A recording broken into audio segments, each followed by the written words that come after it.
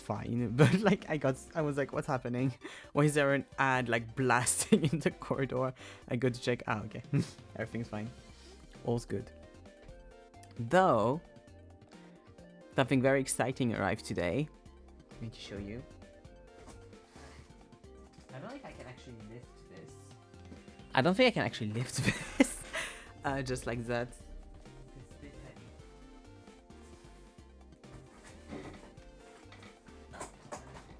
Up. God, and the cardboard is fucking huge. Can I actually show that? Wait. I got the components. I got the insides. TV and everything. I'm going to put that back down very quickly before I drop something.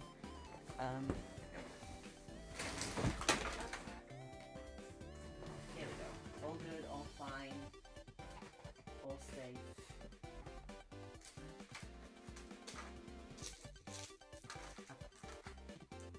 But I need to empty my thing. It's so fucking full.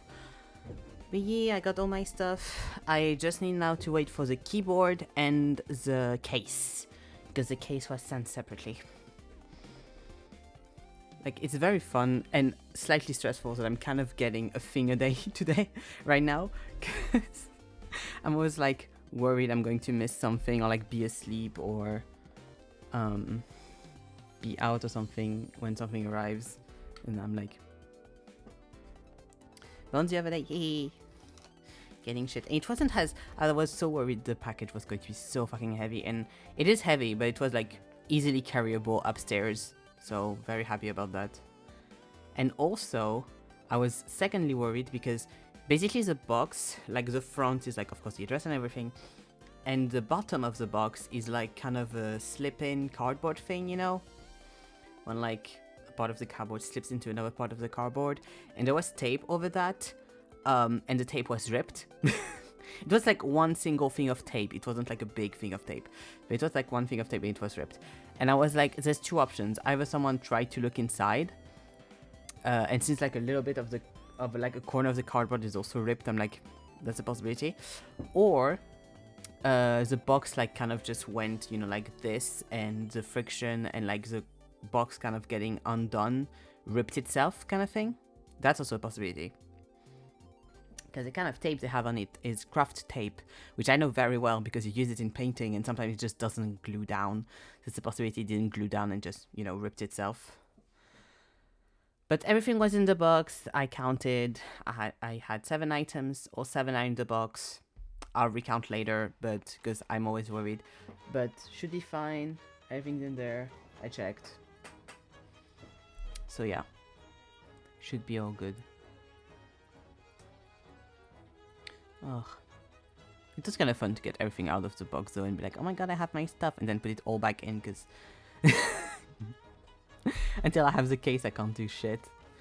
And the keyboard, technically I don't think I can do much without the keyboard. I mean, we can build it, but we wouldn't be able to use it, which would be a shame.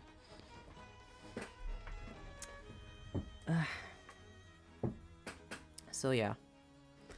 And then yesterday I finished both big gifts that I was doing for Zeki and Hilin. So that's all done. So now I'm just back on doing illustrations, which is fun. For Christmas. I have a few I want to do, and when I'm done with them, I'm just done. So I think it's manageable. Ideally, how many do I have I still want to do? Ideally, I want to do 3 more. So that's more than manageable in how much? 2 weeks? 3 weeks. Sorry. In 3 weeks, yeah, that's fully fine. God.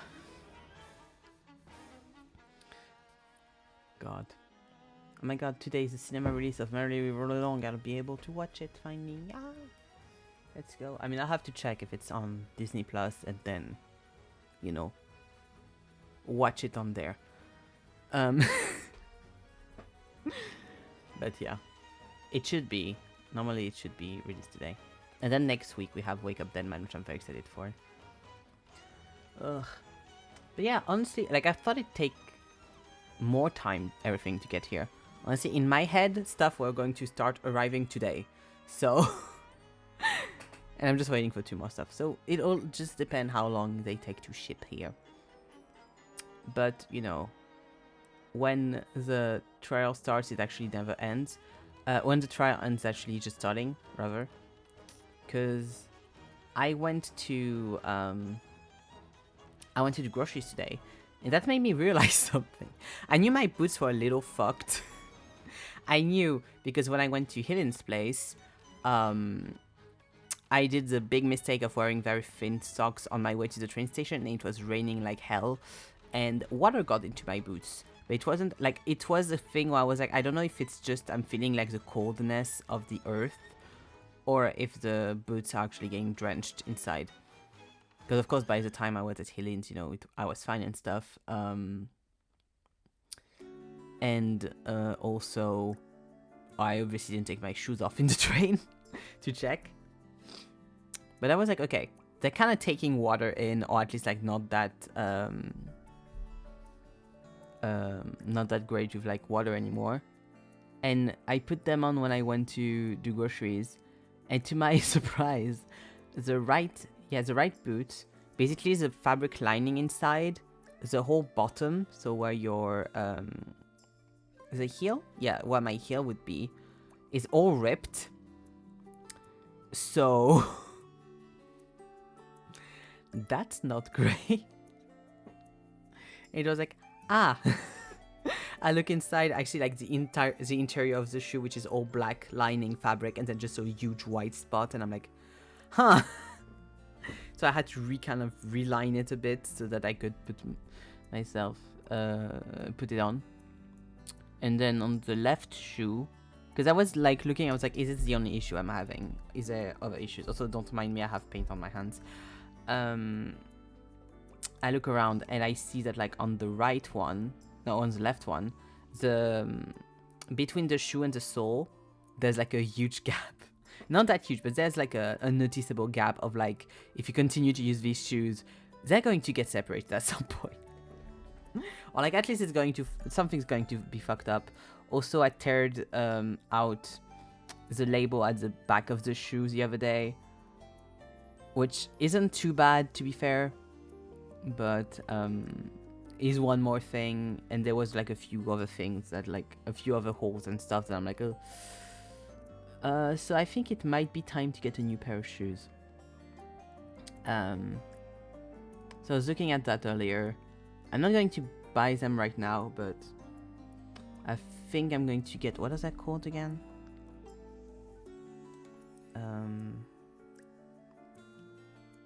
Steel Boots. Literally, Steel Boots is the name of the brand.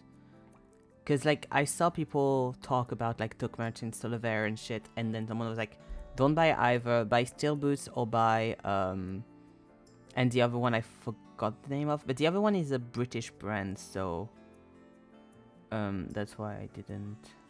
Grinders Boot, which is a UK brand.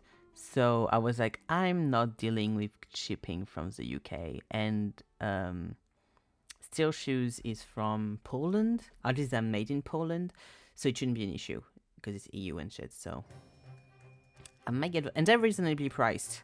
If they are good quality, they're reasonably priced. Honestly, because the shoes I have right now, I'm kind of annoyed because I thought they would last me like a few years, at least a few years longer. Because I don't remember exactly when I get them, but I got them, but I've got them for like 2 years probably. So that's not great to me that a shoe can be like worn out in 2 years, especially when you take in consideration that I don't walk that much.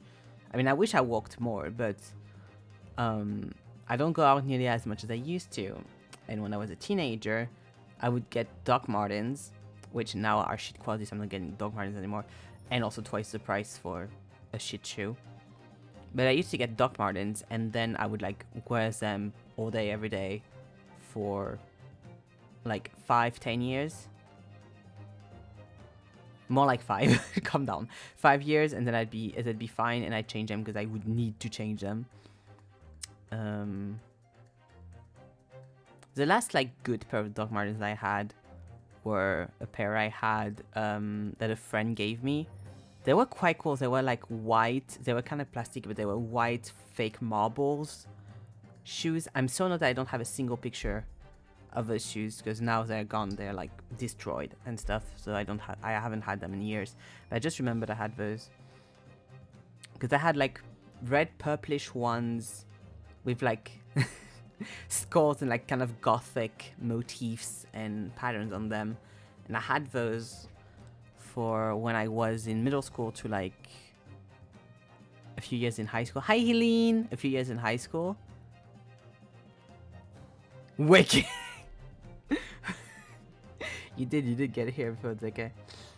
And then I had the white ones. So I had the reddish purple ones for probably something like 3 or 4 years, maybe 5. But the purplish ones, I didn't stop wearing them because they were like dead. I stopped wearing them because I didn't like them anymore. And I was like, oh, I kind of want a new pair. And my friend gifted me the old ones that they weren't wearing anymore. And those I wore to death until I was way, like from high school till I was way into art school. And they were like, I could not, literally couldn't not wear them anymore. Then I got the ones I still have, which are these ones. Which I think are really cool, which are plastic Doc Martens with the platform and a zip in the front that I love dearly. They are really cool. They are not broken. They are fine. I've worn them so much for multiple years. They are fine. They used to be my everyday shoes, literally. So the reason I stopped wearing them is because I was, even though I got used to them, at some point I had another pair of shoes that I was wearing more or something. And these became unwearable because of that. Because these don't break. If you know anything about boots, you know that boots break and they get better and easier to walk in because they break and you don't get any more issues and your feet don't hurt anymore and you don't get splinters anymore and stuff. These don't break because they're plastic and not leather. And so the issue with these is I can't wear them for long periods of time because they will hurt my feet so badly. And I'm kind of, honestly, the person that I am that doesn't want to spend money kind of wants to just retrain myself to be able to wear these every day. So that I don't have to buy new boots. Because they're so pretty. I love them so much. And it'd be so much easier to just not have to buy boots. I kind of... I thought about it. I might like rewear them a few times to see. How are you able to train for it? By wearing them every day for years. Those were my everyday boots. When I worked at an art shop, those were the boots I wore for my 4-hour shifts, only standing and running around. And I wore them to art school every day. Like, I've had them for so long, and they were my everyday shoes. So they just, like, I just got used to them, I think. I don't remember why I got other shoes from these ones. I don't actually remember. Oh yeah, I remember actually. With my ex, oh, I'm going to put them back down. I wanted, he got himself new shoes and I wanted also kind of new shoes. And so we got Buffaloes and I had like the kind of boots, Buffalo shoes. That were good because they were a bit more like sneakers boots like. So they were good for like not being, you know, in town because those are absolutely not good for any kind of situation where you're not on ground that's like sturdy. So I got those and then I learned what comfortable shoes were and it was really hard to go back to the dog artist. I literally couldn't, and that's why then when the Buffaloes died a terrible death, which was literally they were already dead. By that point, those shoes were already dead. They were already like, should have bought a new pair for a long time. But the thing that made me like, oh, I actually do need to buy new shoes, was the fact that the laces broke in my hand. I have a picture of me just holding half a lace in my hand, and you can see the boot in the suit. It's like, because it was like buy new shoes or buy new laces, and by that point I was like, the buffaloes are dead. I'm not going to buy new laces and just continue to wear them for like 2 months before they actually like die, and I can't wear them anymore. Like no. So I bought the boots that I now have, that I've had for like 2 years, probably 3 years, maybe 3 years. Because I think I bought them in winter, so it might have been 3 years now. And I personally think that's not long enough for a boot, and I'm very annoyed that I have to buy new boots again. Because they're so fucked. But I am very tempted to retrain myself to wear the fucking Doc Martens. They're also very heavy. Because of the platforms you've seen, they're like thick-ass platforms, they are such heavy shoes. Because right now my options to wear outside are either like the boots that I have, which are, like I said, broken now. I can still wear them, but like, I worry. The Doc Martens or Converse. And I might have a pair of Vans somewhere. Barefoot, no. We're not that kind of channel. Sorry, we're not that kind of channel. Actually, I have a few pairs of heeled boots as well. From back in the days. That I like, and I like to wear with certain outfits and stuff. But one, I can't wear them on long distances. Two, doesn't really go with the outfits I go for right now. And yeah. And three, I haven't worn heels in a very long time. So even though they're not really big heels, it would take training again to be able to walk in them comfortably. So I'm not going with the heeled boots, even though they would be more comfortable than Doc Martens. They are quite pretty as well. So yeah, I'll see. Because I was not planning on doing like another big purchase in a while. So like, I'm a bit annoyed that I might have to. Oh. So I don't know, I might wait a bit and see. But yeah. I'm so warm. Why is this room so warm? Swear to God. The thing is now, this room is a different temperature than the corridor, which is a different temperature than downstairs. So, like, when I'm here, when I'm in the corridor, and when I'm downstairs, I should be wearing 3 fucking different outfits, honestly. I was downstairs to go make food earlier, and I literally had, like, my thickest fucking sweater on, because I was like, I will be cold downstairs. And now I'm back up, and I'm like, I'm so warm. But also I played guitar a little bit, so that warmed me up as well. But I feel like the room is really warm. But yesterday I was fine. Like, it's weird. It's weird. Temperatures are weird. But anyways, oh yeah, and the PC's warm, that's why. The the Mac's warm. The Mac's really hot. That might be it as well. Okay. So, this is what we're working with. So I finished the line art. After doing pretty much all of this by hand, I realized that copy and paste is a thing that exists. And so the second half is just copy and paste it and readjust it. Because like, no. It took me like a fucking hour or something to do like a second huge chunk of all of the thing. And I was like, why am I just not copy and pasting it? And then I realized I could, and I did it. Which is much better. We only need to do lighting for night. We don't need to do anything else, lights wise, for here, for this one. So I'm probably going to do a little bit of a thing and see how that works, because I'm not sure what I want. I mean, I know kind of what I want the colors of Charlie's spaces to be. Let me pull up my Pinterest board. I need to see. There we go.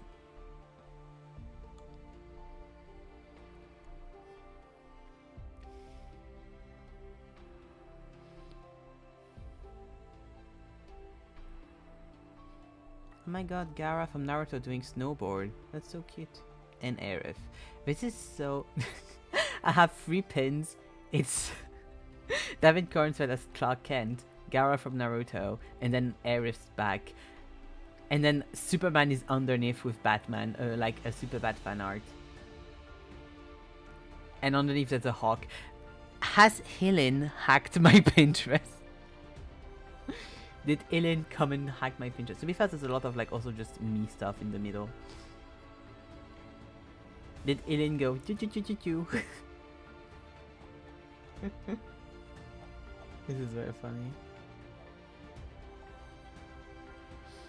Anyways, where's what I'm looking for? This is what I'm looking for.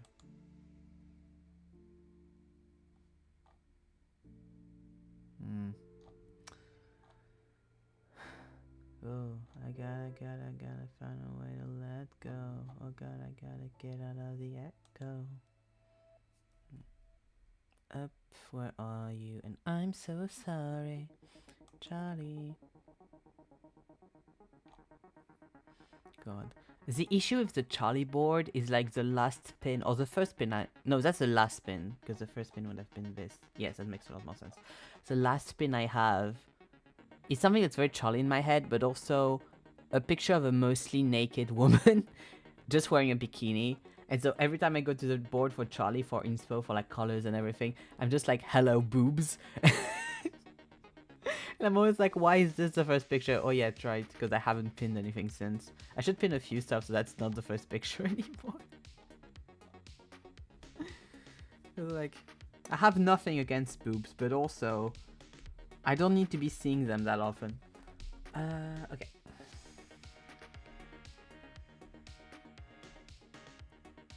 Kind of neutral, beige, and pinks for her. Did you see that the color of the year by Pantene is a fucking shade of white? I love that for the current climate in our society. A very pale white as well.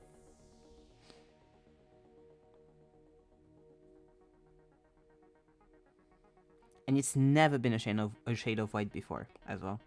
It's the first year in all of like the color of the year thing that it's a shade of white that they've chosen.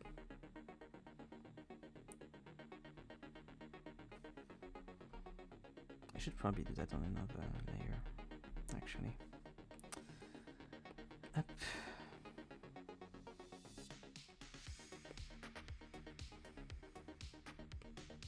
And as a color nerd, it's very scary that they did that.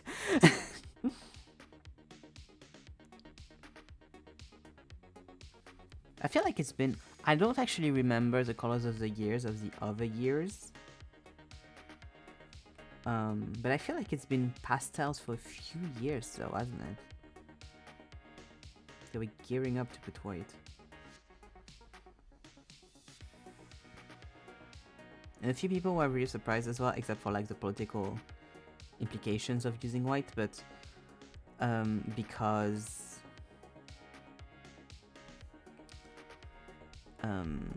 they feel like this year hasn't been a lot about neutrals and stuff in a lot of different area of the arts and everything. Like it's not been a lot of neutral tones, and so like, why is it white exactly? How does that represent the year?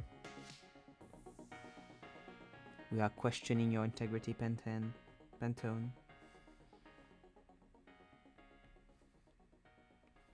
God, something I need to buy for myself at some point that I really, really want is okay,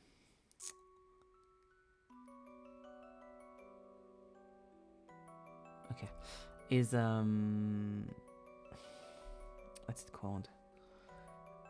Pantone does the set of cards that are just like a bunch of color cards with all of their different tones. And I've seen multiple artists buy those sets, and they're kind of like little postcards, you know. And I've seen, and they have like hundreds of them. I don't remember actually how many they are. God, my computer is really like, please stop streaming on me. This past few days, Pantones, cards. I think there's 100 of them. Yeah, it's 100 postcards. And I've seen a lot of artists like buy them and draw on them and paint on them. And like, I want to do that, please. And I've been wanting that for years. It's not a new thing at all. And I've just never gotten it. Because I think they're a little expensive. I think they're kind of...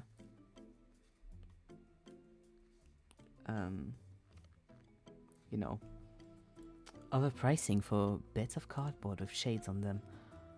How much is it again? Yeah, it's like almost 30. It's depending on where you buy them, it's like 25, 26 bucks. Which I think is a bit expensive for like 100 bits of cardboard, but you know.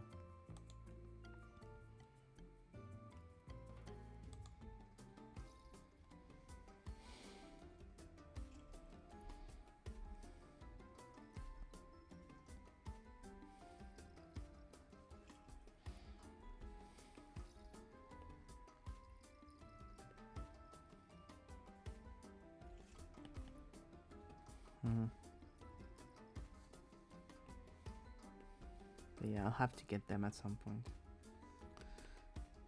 Depending on how quick we do this, because I've been enjoying when we do these, when we do a little fast on the backgrounds. I've been enjoying doing a little bit of TikTok trends on the downside. So there's a trend that I did, and I want to do a part 2 of because I have more ideas. Which is the last TikTok I put on my art account, which is me and my friends in different universes. And it was so cute, and I love doing little chibis and shit. And I should redo that. And have more ideas, and I wasn't able to fit everyone in the first TikTok. So if I go fast enough, if I Flash McQueen, even though it's not called Flash McQueen in English, if I Flash McQueen my way to this art piece, to this background, we're going to do this afterward. We're going to do this afterwards.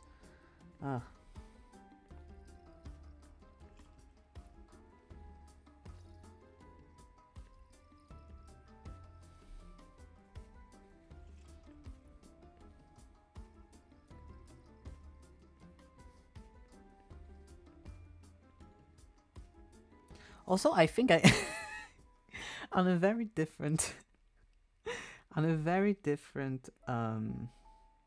subject. I am always like, I'm very lucky because I never get hate crimed and shit in the streets.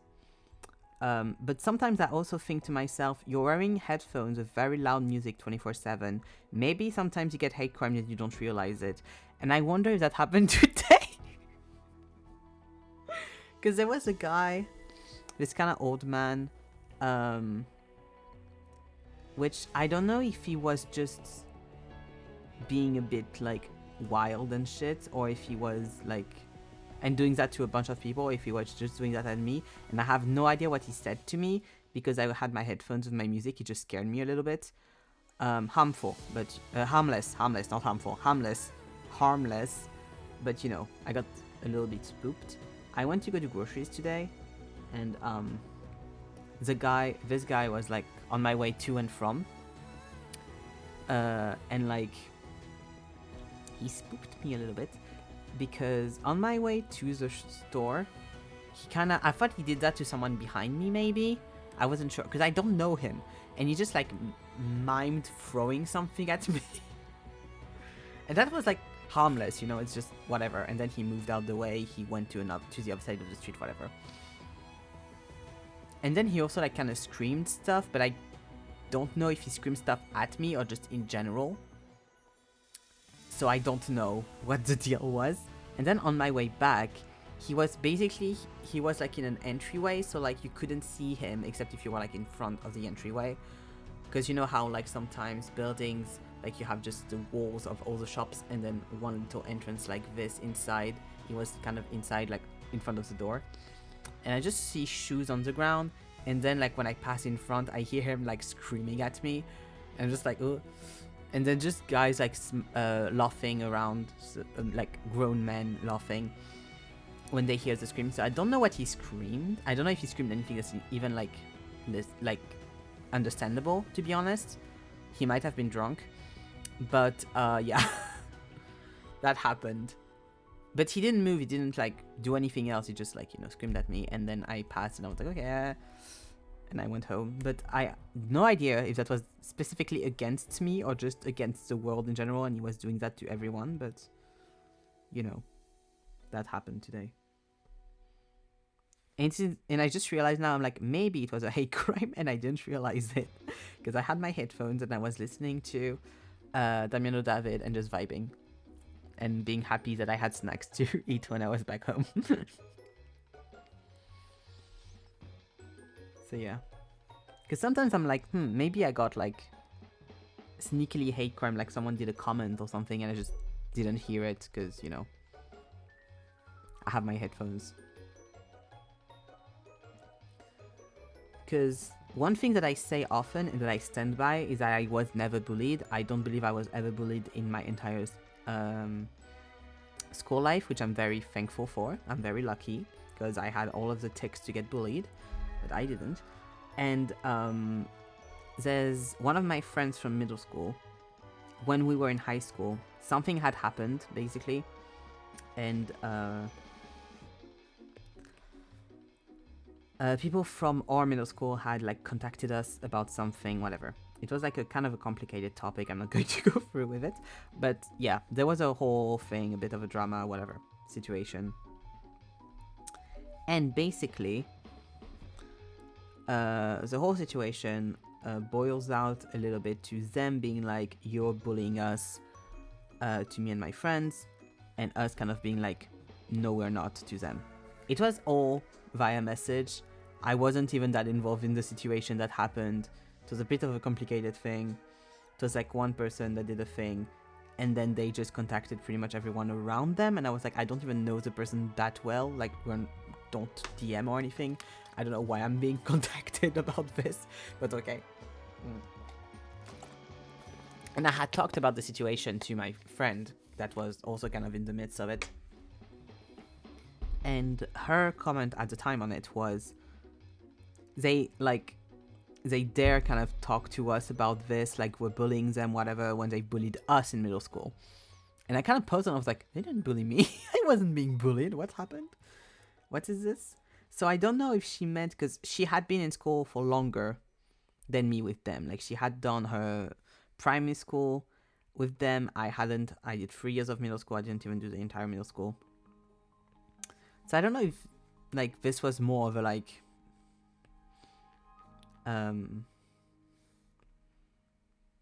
exaggeration, or if shit happened and I didn't realize it, or if it was when I wasn't there, kind of thing, or if it was behind my back and I didn't realize it, you know.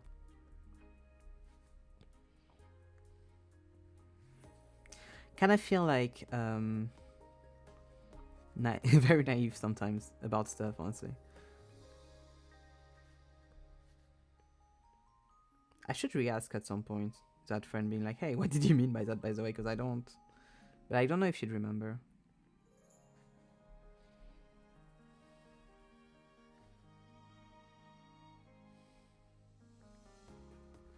Because, like,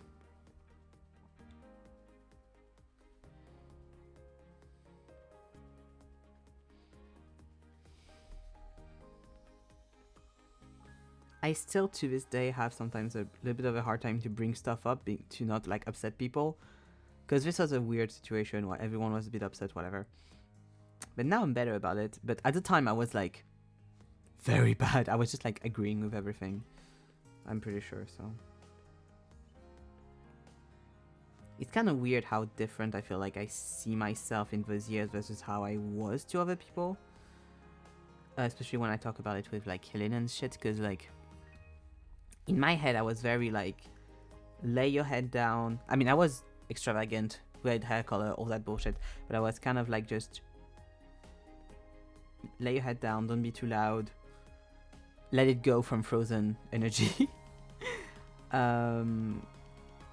Like kind of trying to be myself, but not like asserting and like being very anxious about what everyone thought of me, whatever.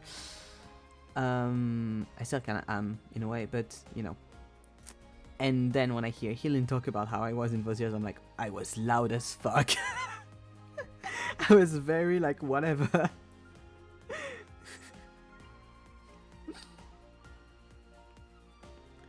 I was very much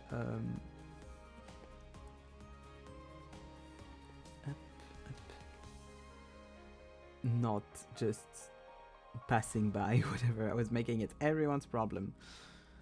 And God, imagine how much of everyone's problem I would have made everything if I had been loud by my standards.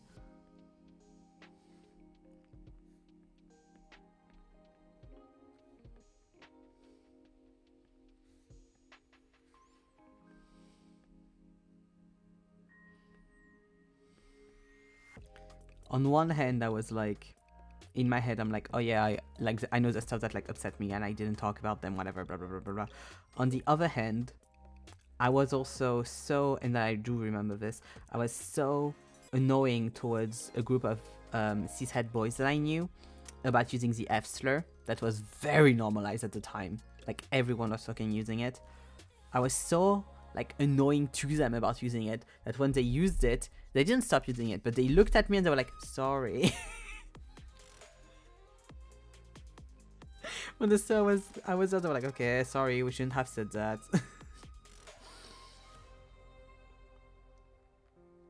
So like, I'm like, what was I doing? What was my line?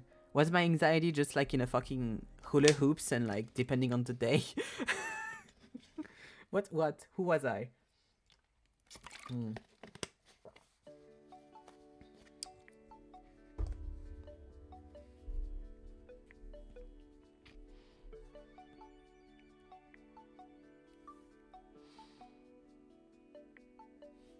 In moments like these, I wish I could see like a third person recording of like a day in the life or whatever.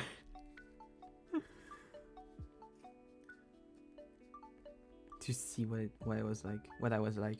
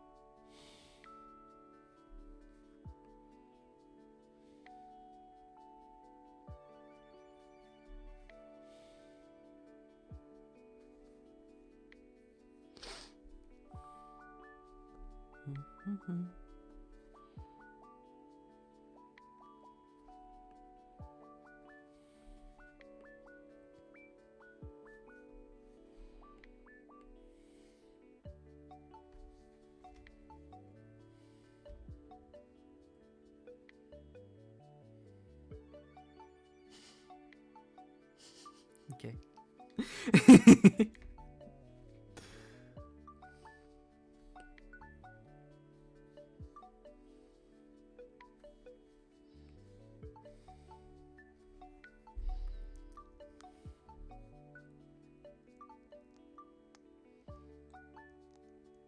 No, I don't like the pink.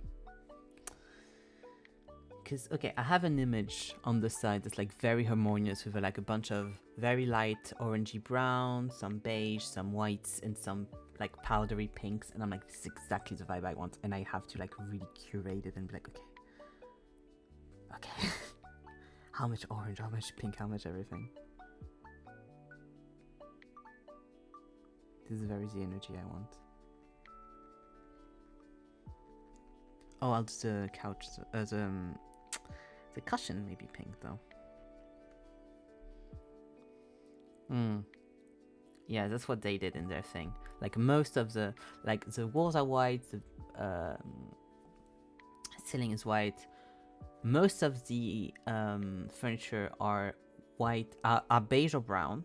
And then the accessories like the cushions, the covers, some of the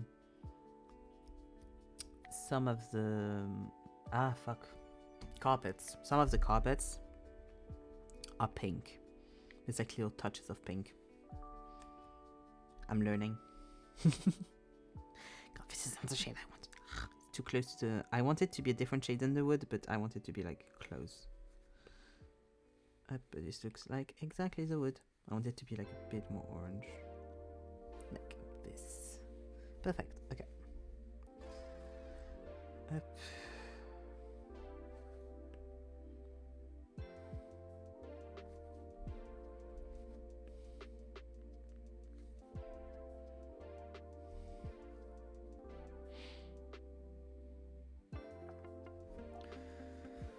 Up.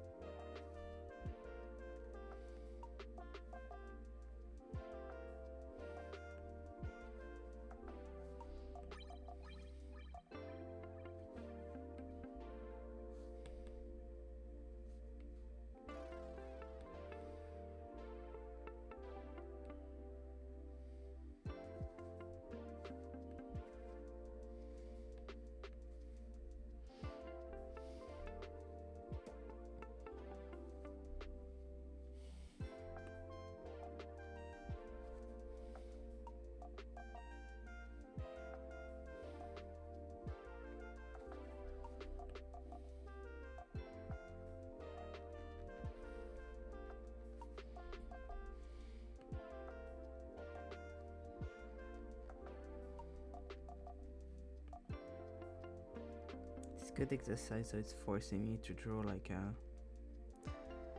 an environment I usually would never live in, at least myself. It's all very cute and very pretty, and I like it, but it's not my aesthetic.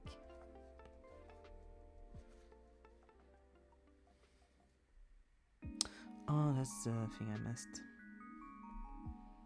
Was a wood color.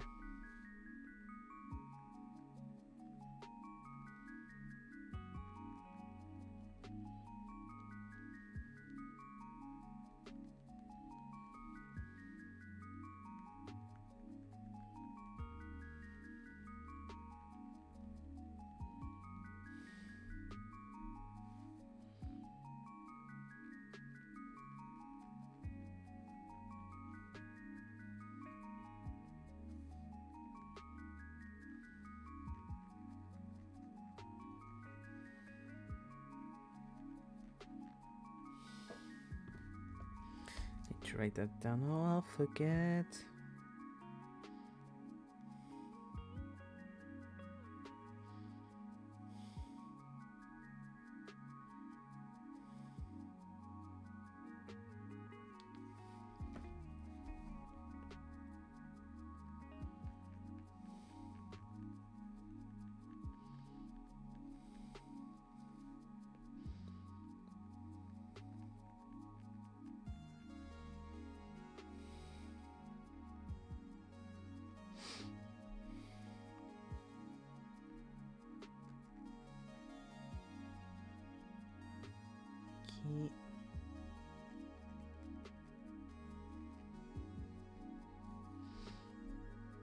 Okay. Going to be right back.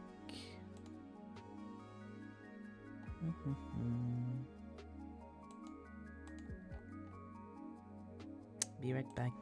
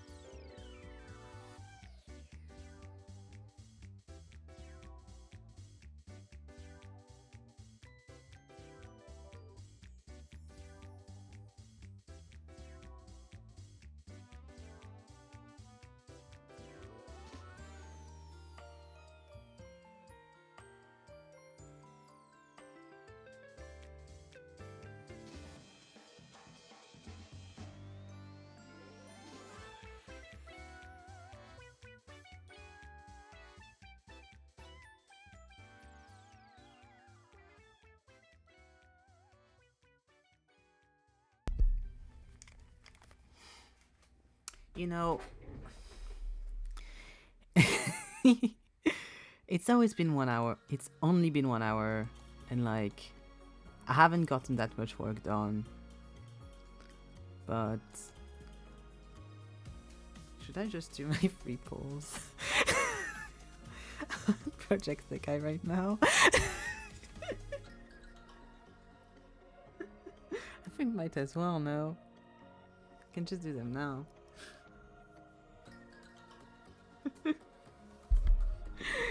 I've been set free pulls results. Now I want to pull. See, this is why I don't get any that's not true, I do get shit done, but that's why I get like shit done slower than I did in art school. Because I do a pause to do my fucking gacha games every 5 minutes and I'm like, haha. I thought that's a good idea. No? I don't know.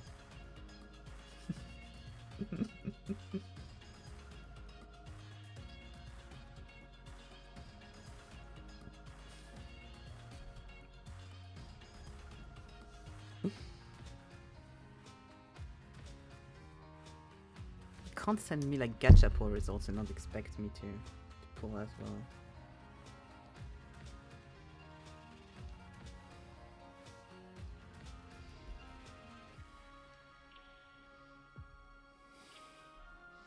Can I also block this person? No.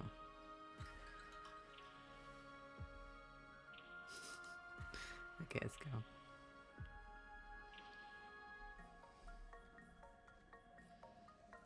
It's going to have not have the sound of the apple tree. Sega.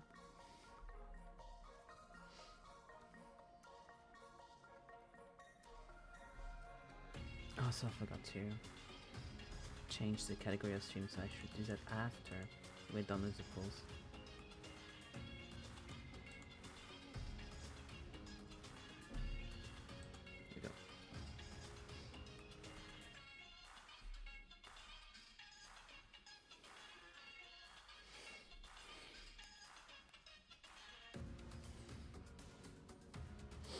God, the day I get my fucking elbow tattooed, I'm going to die. How's this one? No. Because just getting this part and this part is so fucking painful.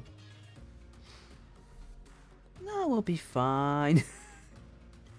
It's not going to be that long. See, we're already almost at 10. And just like this part as well. It's already so painful, it feels like it's hitting your bones. And same for like the whole thing here. Oops, sorry. Up. The whole thing here.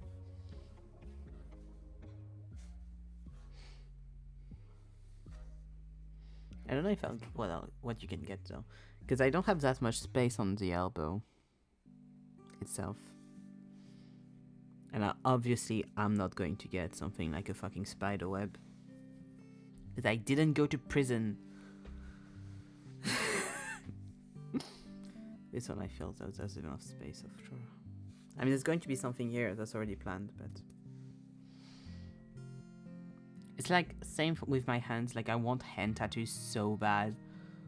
But also, I am so worried. I don't want any inside of my hands, thankfully. Because, like, the palm, that's the worst shit.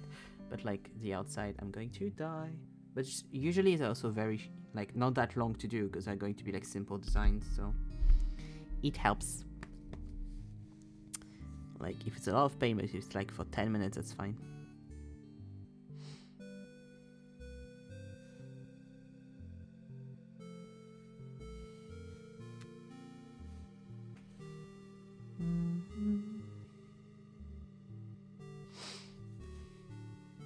Almost, yeah, 40%.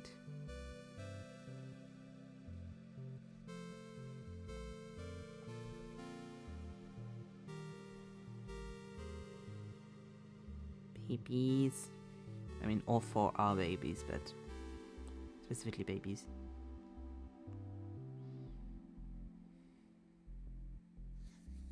Baby. I headcanon all of them in a polycule. For them, they're a polycule. They're all together. They all are dating each other. For them, it's those two together and those... Hey, and those two together. So Airi and Chizuku and Minari and Haruka. For those, it's the two girls and the two guys, obviously. No hetero ships in here. For them, I chipped Tsukasa and Rui a little bit, but I used to also ship Nene and Rui. So kind of like a they're both dating him situation. And then I kind of like the headcanon that Emu is our ace. I kind of like that. And then they're already in pairs, and I'm Mizuki and Kanade and Mafuyu, of course. Love that. See, we're almost done. 70% already.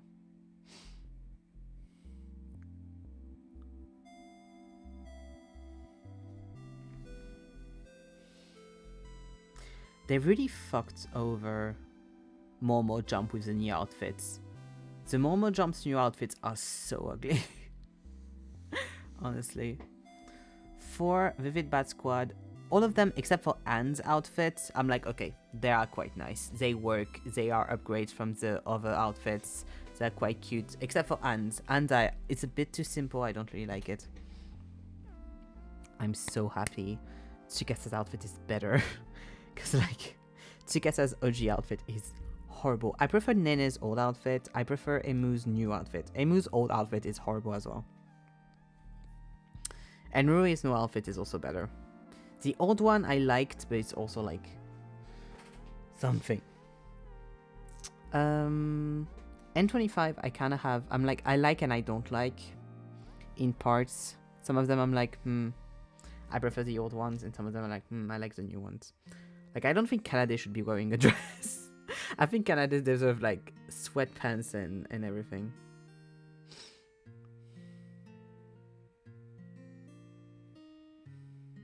And the new Leonid outfits are so much better. I like them a lot. Especially Chiho's one. Mwah. And Ichika's one. So much better.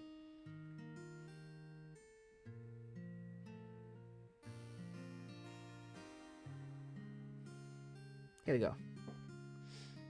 Fishman's at a rave.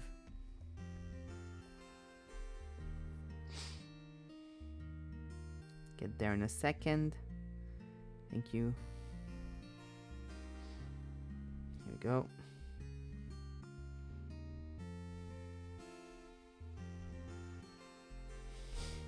Here we go. Okay, so those ones are with like gacha tickets, whatever.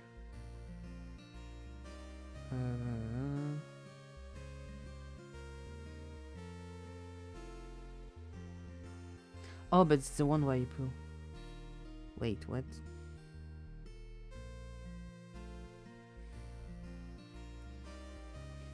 Oh, is it because I already did my 5 gacha one? Because there was one a while back, but I already did it, but it was like a long time ago now. Like a long time ago, a few days ago. It was like a little bit ago.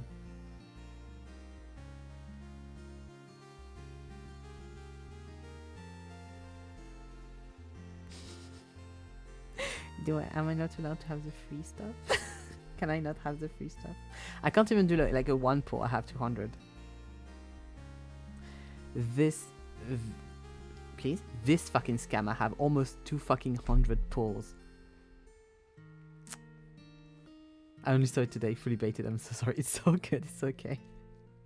It's okay. I saw it the other day. It must be the same thing, and I saw it the other day. I was like, oh my god, they're doing it for multiple days. Good. Where is it?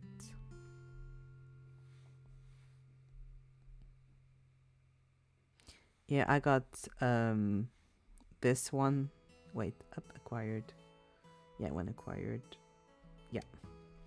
Yeah, I got this Airi one. This Chizuku one.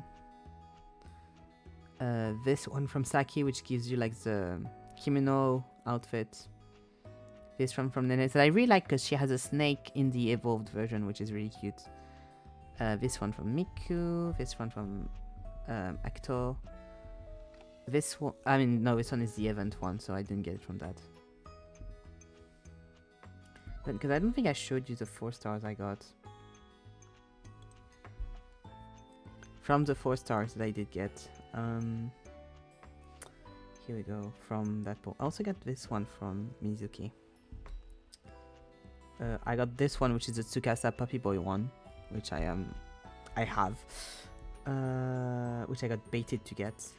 And I got this one from Mafuyu, which has a cute outfit, so I'm happy I got that one. And this one from Rin, which is an N25 one as well, so I was like, nice. And this one from Ina, cutie. Which upgrades? Oh yeah, it's a kind of dark emo Ena. And this one is the one you got, which is Apple. Yeah, this one is this one, which is fucking gorgeous. So I'm very happy that I have this one, and I'm excited for it to upgrade. Because the illustration is so pretty. And I also got this Shizuko one, yay. And the Rin is this, which is also very, very pretty. Because... here we go. How many do I have if I do this? Yeah, it's 45. Because I kind of want to keep my practice course just in case I get Ena somehow. By the grace of God. So I'll keep it for now. Up. Oopsie, that's not what I wanted to do. Apply. Here we go. It's okay. Little break. Oh my god, I'm getting spammed with rave party photos from everyone. In Final Fantasy 14, not in real life. So cute.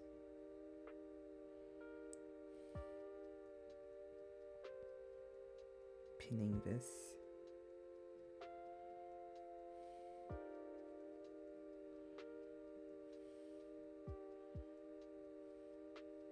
There you go. Oh, and I can put that then.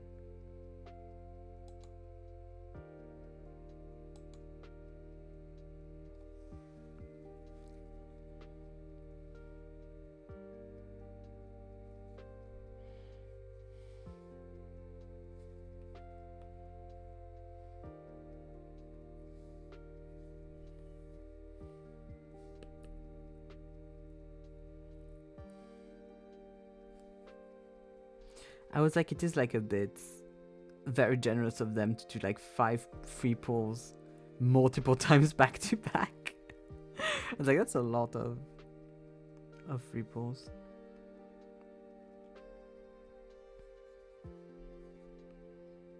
But they have done shit like this in the past. So I was like, you never know.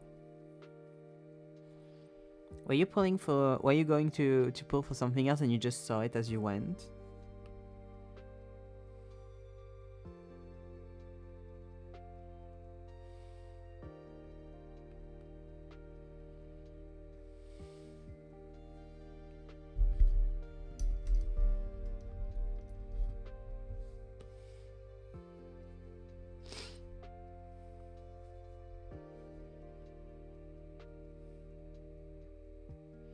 I did the run-up one that is actually new, and I saw the other one. Ah, I see. I see. Did you end up doing the Mizuki profile? Or not yet?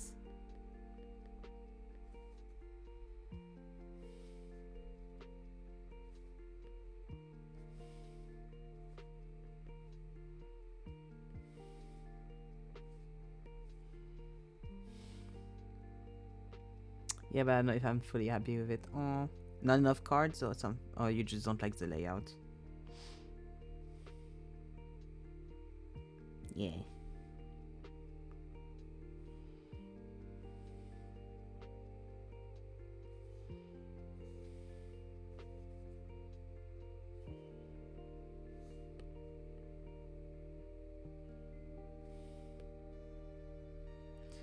I'm just waiting to have enough NA cards because, once again, I only have one fucking 4-star NA, which is a crime.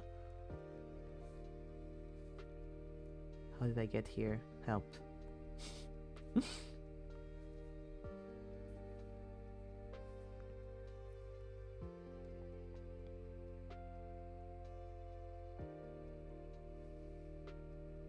And it's not even anyone that has an outfit as well.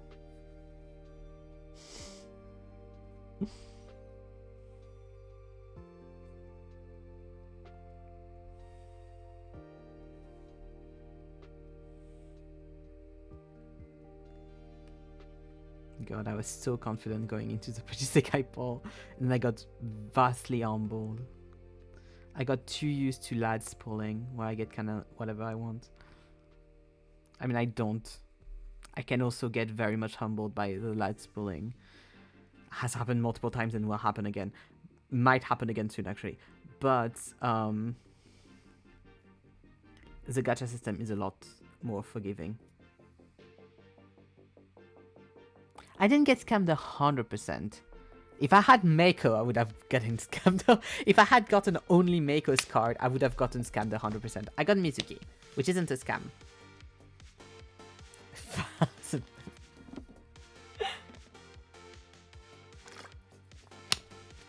I got a little scammed. But no, not 100%, not 1000%, because I did get Mizuki, and I'm very happy that I have Mizuki. I just wish I also had enough. They can't just not give you enough. I agree, but you know. I think this was the case with Irie on my old account. Because Irie is also one of my favorite girlies on the game. And on my old account, whatever fucking poll I did, I never had Irie cards. And I was like so sad I never got like 4-star Iries. I think if you look at the old screens of the account, of my old account that I sent you, almost all of the Iries except for one are like 3 stars. Because I was like, I don't have any 4-star Irie. I can't do a page with 4-star Iries. I don't have them. I don't know. I do have the birthday card as well on there. So I think that might be 2. Yeah, I think there's 2 or 3 4 stars out of all of them. Because I did play for 3 years, so like, you know, I did get... And like, the 4 stars, I would put like both sides, so it looks like I have more cards. Yeah. Same with Akito, I had very little Akito 4 stars, but I had enough that it was like good.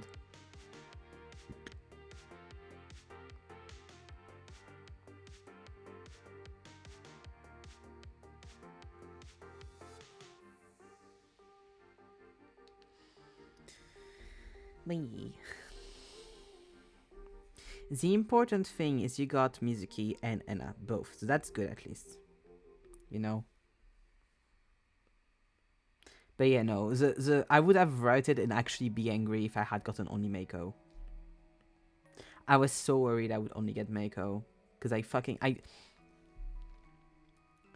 like some Mako songs. I think her voice can be really nice in some stuff. But as a character, I don't like Mako that much. And I don't like her design that much. And I think the haircut you get with her is ugly. And I would have been so annoyed. But it's fine. She's within my least favorite Vocaloids. She's not up there at all.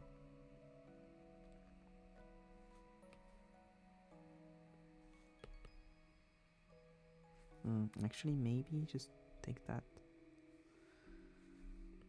But I would really like if they did give me Enna. That would be great. Please. But you know, that's also on me. I got too cocky. I saw the amount of gems I had, and I was like, well, I have more than 100 pulls. I'm going to get it for sure, both of them. I have almost 200 pulls. Like, that's not possible that I don't have it. I should have secured it, done more work on the game, made sure I have enough, which I don't know how much that is, but more than I had. At least 300 pulls. Then I would have been good. But you know what? I'll take this as a teaching lesson. A teaching moment. And if I don't get Enna, then I'll make sure I get... I shouldn't do that actually. Then I'll make sure that like I transform those little things from the polls as tickets for in case for the next time. And that, though, was actually correct. But then they scammed you. That part was actually great when they scammed you. I genuinely, like... Honestly, have I grown that much from that time? I don't know. When I really get scammed, I haven't. When I get just a little scammed, I have. But I used to get so genuinely annoyed when I didn't get the gacha I wanted on gacha stuff like that. Now I feel like I'm chiller.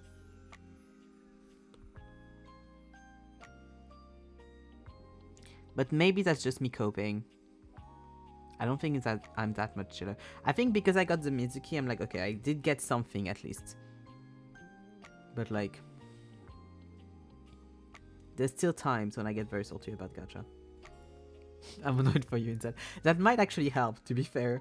Like having someone be annoyed for me, I'm like, okay, it's good. I don't need to be annoyed. But I have like memories of when I didn't get the gacha I wanted, and I like had saved up for month and month and month for like certain banners. I think it was on Project Sega because I wasn't playing lads at the time, but that also happened with lads sometimes. But like I would save up for month and month and month for so many events. I would make sure like there was stuff I was a little bit interested in. I would make sure to not pull that I had for the one I was really interested in, and I would get so excited about the banner and everything, and waiting for so long. And then I would do the pulls, and the game would say, fuck you, you're not getting any of the stuff you want. And I would get so fucking like feeling so sad and empty and like just a void. And I would just like look at the game and be like, what even is the fucking point of playing this? Why am I even doing this for? If like the one, like I save for month, I don't do anything for month. Like except like being like perfect and just not putting money in the game, and the game just like spats at my head. But now I feel like I'm a little bit chiller. But also I haven't really gotten like that level of disrespect in a while, I feel. Either in Lads or in Project Sekai. I mean, I haven't pulled in Project Sekai in a while, but yeah. Yeah, because I didn't pull on the one with the like front-facing illustrations where you had like Toya, Airi, and Shiho. I don't think I pulled on that one. I kind of wanted to, but I didn't, I think.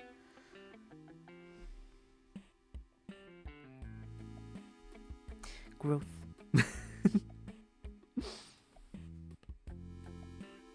Don't play gacha, kids. I'll make you feel empty inside.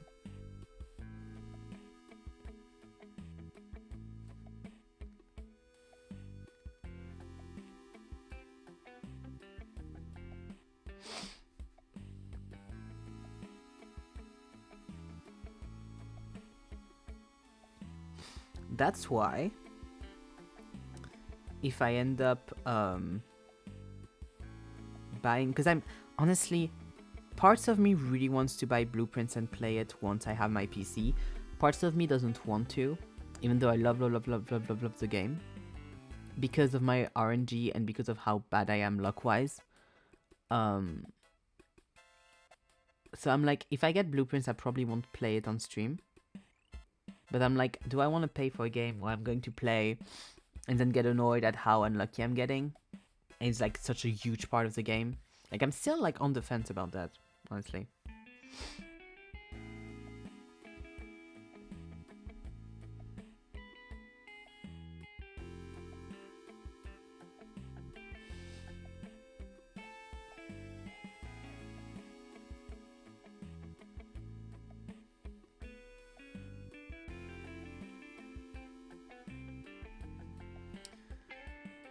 Because like if there's going to be like sessions where I'm like, oh, I'm going to play the game, I'm so excited, I have my notes, I have my everything, and then I just play for like 3 hours and I can't do anything because I don't have the one thing I need,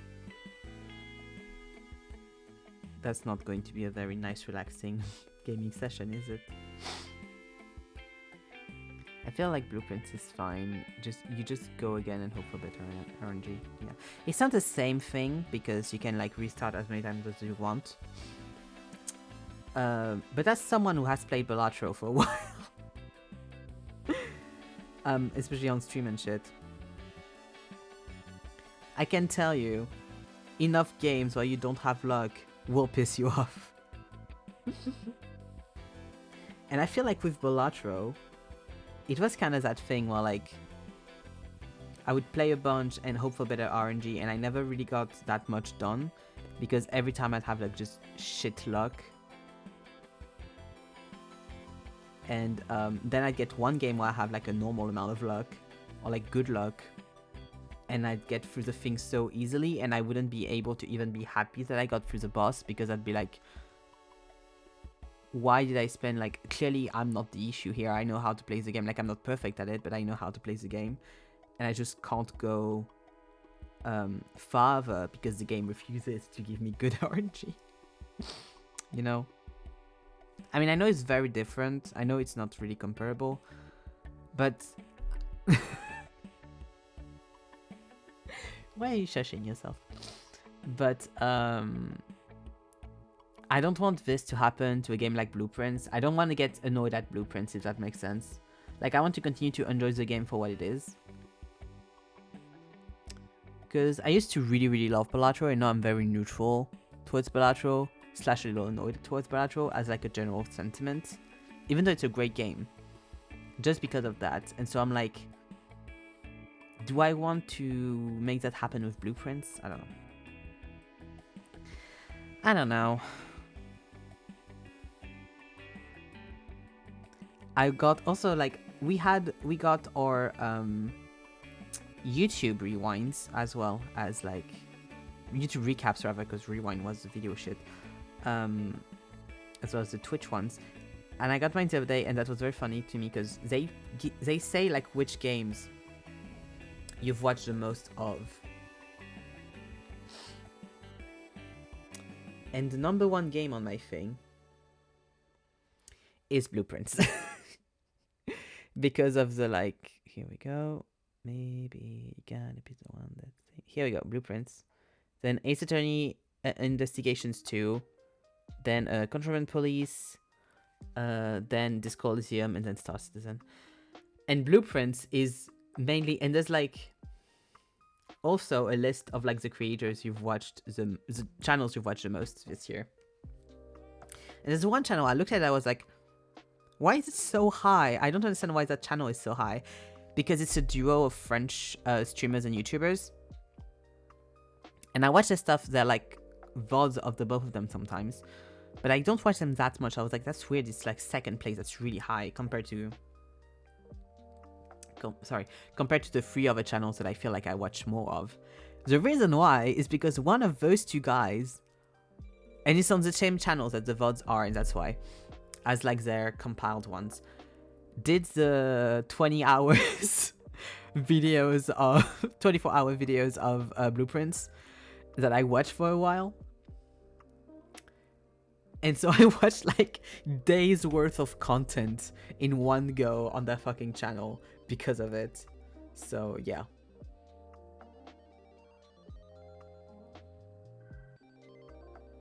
That's why. That's why it's second. And I was like, I don't feel like I watched them that... Blueprints.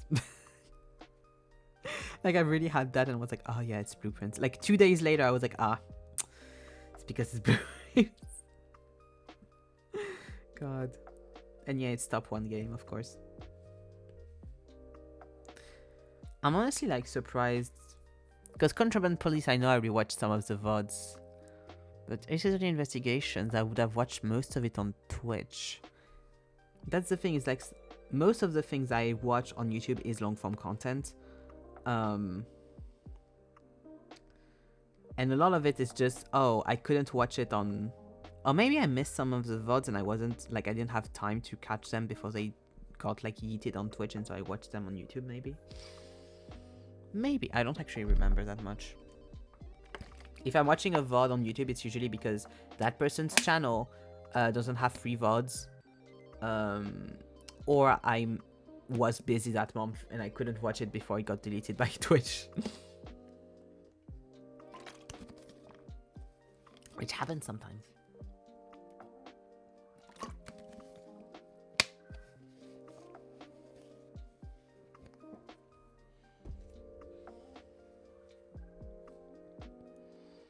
But it's funny because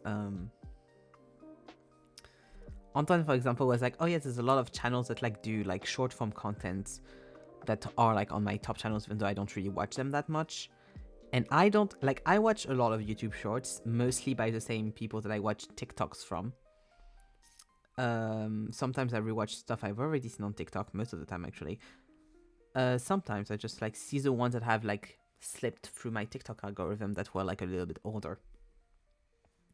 And the thing is, like, I watch so much long form content on YouTube that you don't see any of the of the clip channels in the like you've watched this the most channels like thing.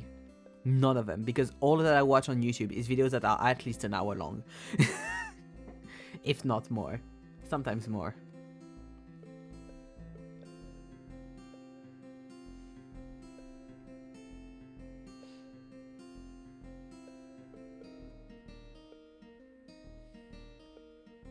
So like the like 30 seconds or like a minute videos don't even do a dent in that.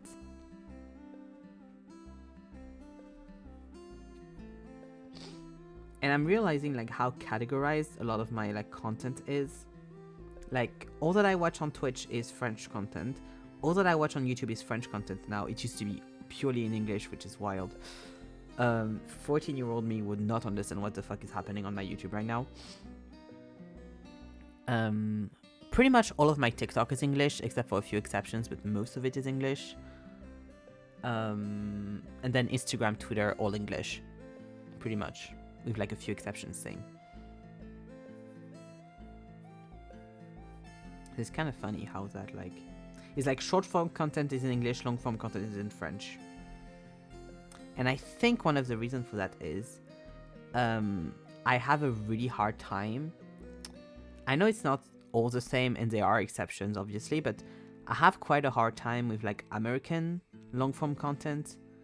Like whenever I try to watch like a stream or something like that, I usually have a hard time with it because the humor is so vastly different from the one that I've grown to love and like be really attached to. And just everything, like the fact that like a lot of French streamers, even when they're high energy, the streams won't be high energy from like start to finish. You'll get some high energy moments, but it's going to be chill most of the time, like, you know, except for like exceptions if it's like an event or something. And even then, there are exceptions. There are very high like rung streamers and whatever, but I usually don't watch them, so that's not an issue. But like the biggest content creators of the platform, there are a few that are going to be like those, but usually they're mostly watched by younger people. And then there's another side of like the biggest creators in France for Twitch and YouTube and stuff that are a lot calmer and a lot chiller, and that's usually the ones I watch. I feel like with American content, at least, I can't speak with the UK because I watch talent films. That's the only UK content I watch. That's the only one that has been saved from the wrath of me stopping to watch content from every single country that's in the UK or whatever. If you don't like specifically watch like comfort streamers, you know, that people that just play like why Ace Attorney? Not at all Ace Attorney. I didn't mean to say Ace Attorney. Like that play specifically like The Sims or Stardew Valley or that kind of game. You're going to have very high energy people. And that, I have a hard time with that, honestly. It's just not for me.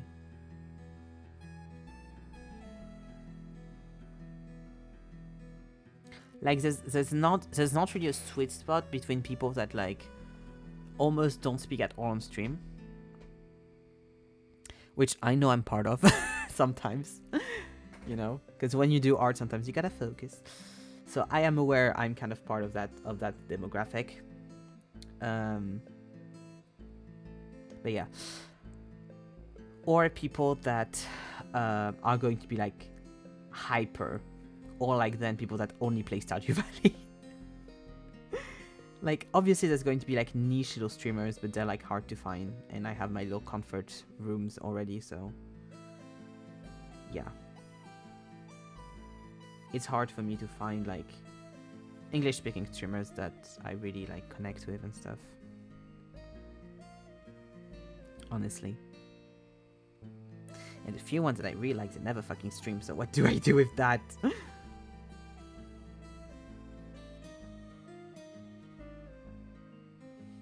Zika doesn't stream anymore, and Sunny has streamed like 3 or 4 times since I've met her.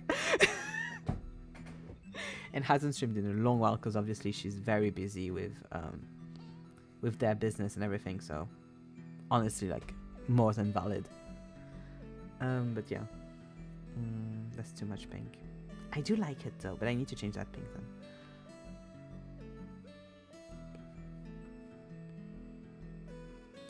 And also right now, since I have like a few streamers I really like, if I want to, like, I have the one streamer that I do kind of pretty much watch everything he puts out, and that's like, I'm going to have to change that color because I can't. I'm realizing I can't leave that pink, for a reason I just saw. So we're going to be orange, and we're going to all pretend we haven't seen that.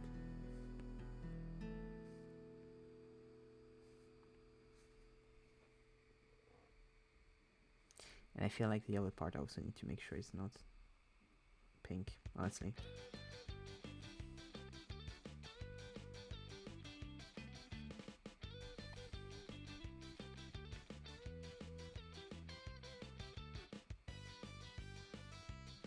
Yeah, here we go. Much better. Gotta be careful with colors. But yeah. Then maybe I can make the outside of it pink. Yeah, it works, okay.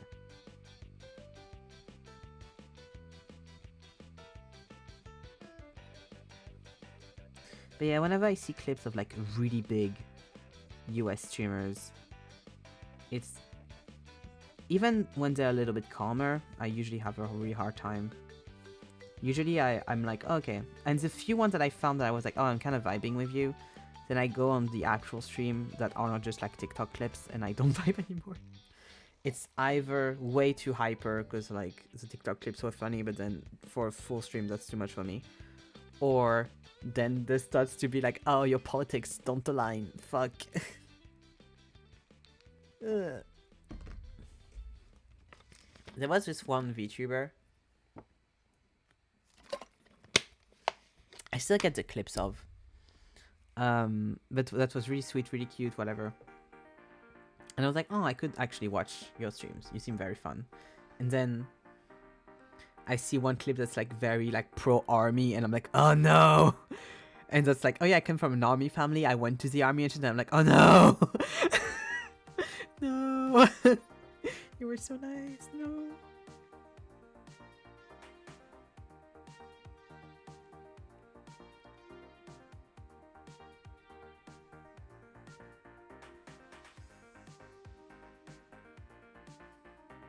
I should do a fucking burn their house emote, because I keep telling to people to burn people's houses. Where's my post-it notes? That's the issue with not having my desk back to normal. I don't know what post-it notes are. I'll put it on tape. I'll write it on tape. For now.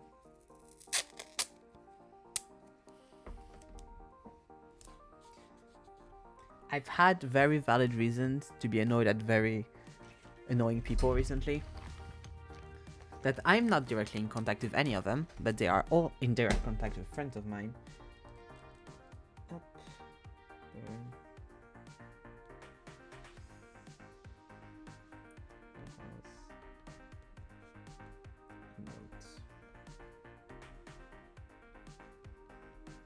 Actually, I don't need to do that. I already have the burn emote. Never mind. I already have that. I already have my burning little owl. I forget I've already done stuff sometimes. But yeah, and so my go-to answer has been recently telling people to burn their fucking houses. You know?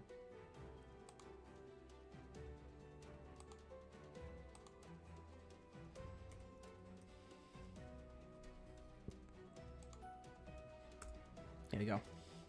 That's what I wanted. I've also told someone to burn someone's car. Very chill stuff. I love that my name is also in red. That fits very well.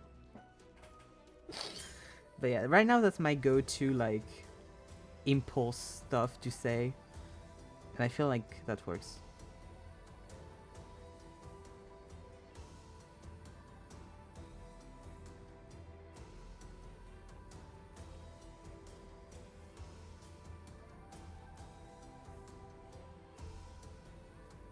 Too pink.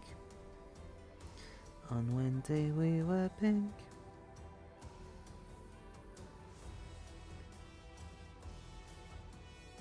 I think that just went from me being really tired when I was responding to some text like this and just being like the first thing that comes to my head is saying burn their house. But now it's become like a signature move of mine. So I gotta, you know, gotta stick with it. That works. Now the wall is too white is the issue. And I need to be like this, a bit more saturated, bit muddy of a color.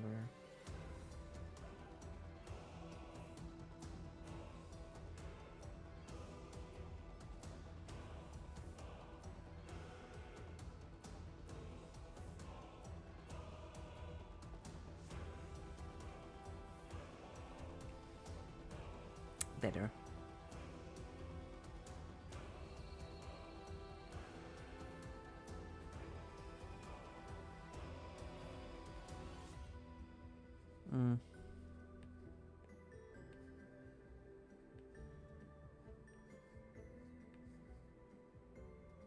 Yes, I need like an in-between.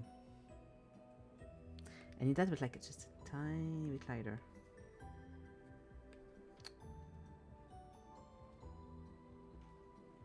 It's raining really nicely outside. Oh my god, now that the ceiling's insulated, I don't need to check if it's going to rain inside anymore. Oh my god. I just realized. What a happy thought that was.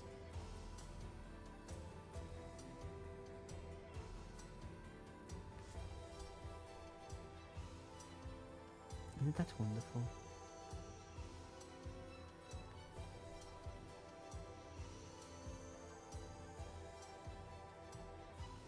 You know the...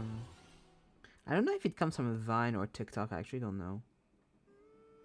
I think it comes from a TikTok, because I think I know who the creator, the OG is, because she has a very recognizable voice. Or they have a very recognizable voice. I don't actually remember their gender, their pronouns, sorry. But like the meme being, they're just a guy. Run them over with your car. That's very much my energy, but they're just a guy. Burns a house.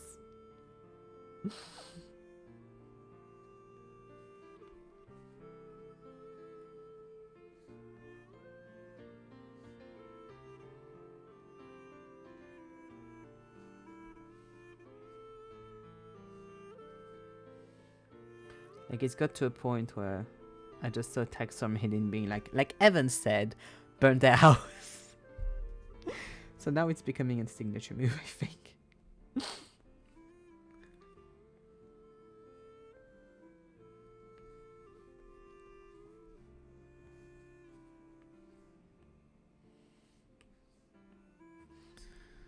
But you know, people need to be warm in winter, so...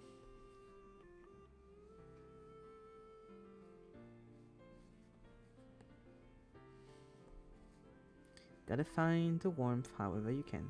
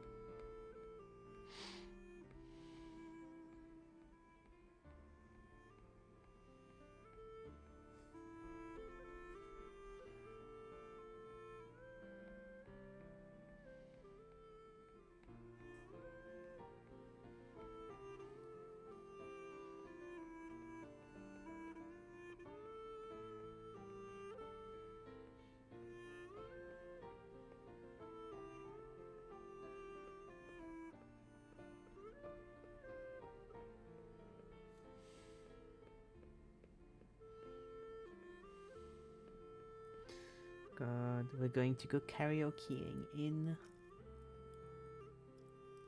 3 weeks?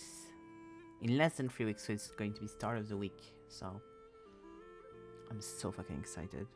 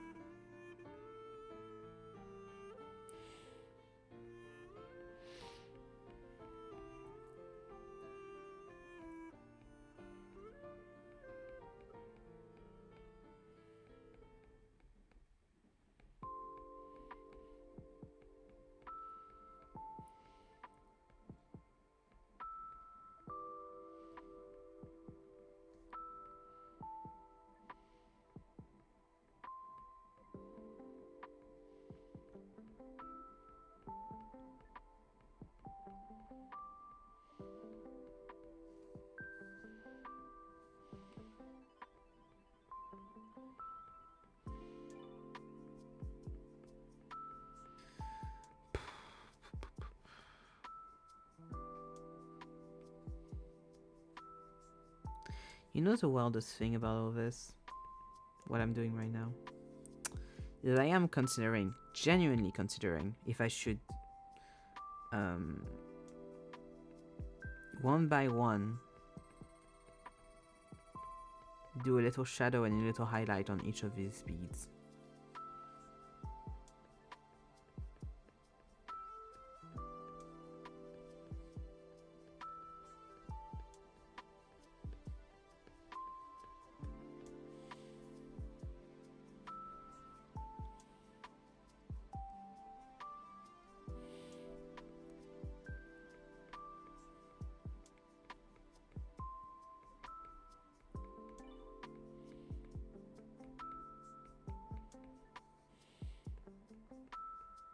I love how I had hope, like, at the start of stream that I'd have time to sketch after this.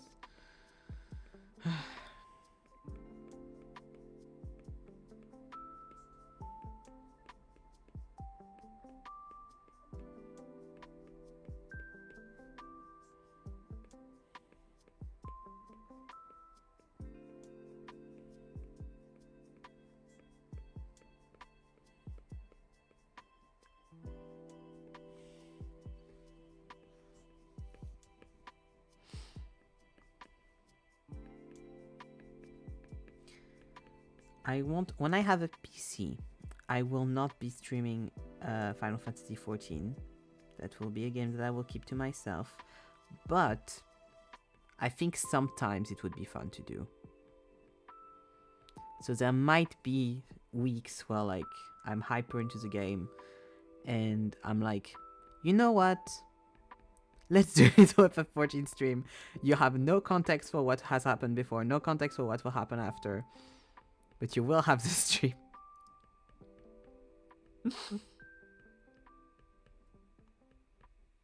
We'll see how that works, but I think that could be fun once in a blue moon.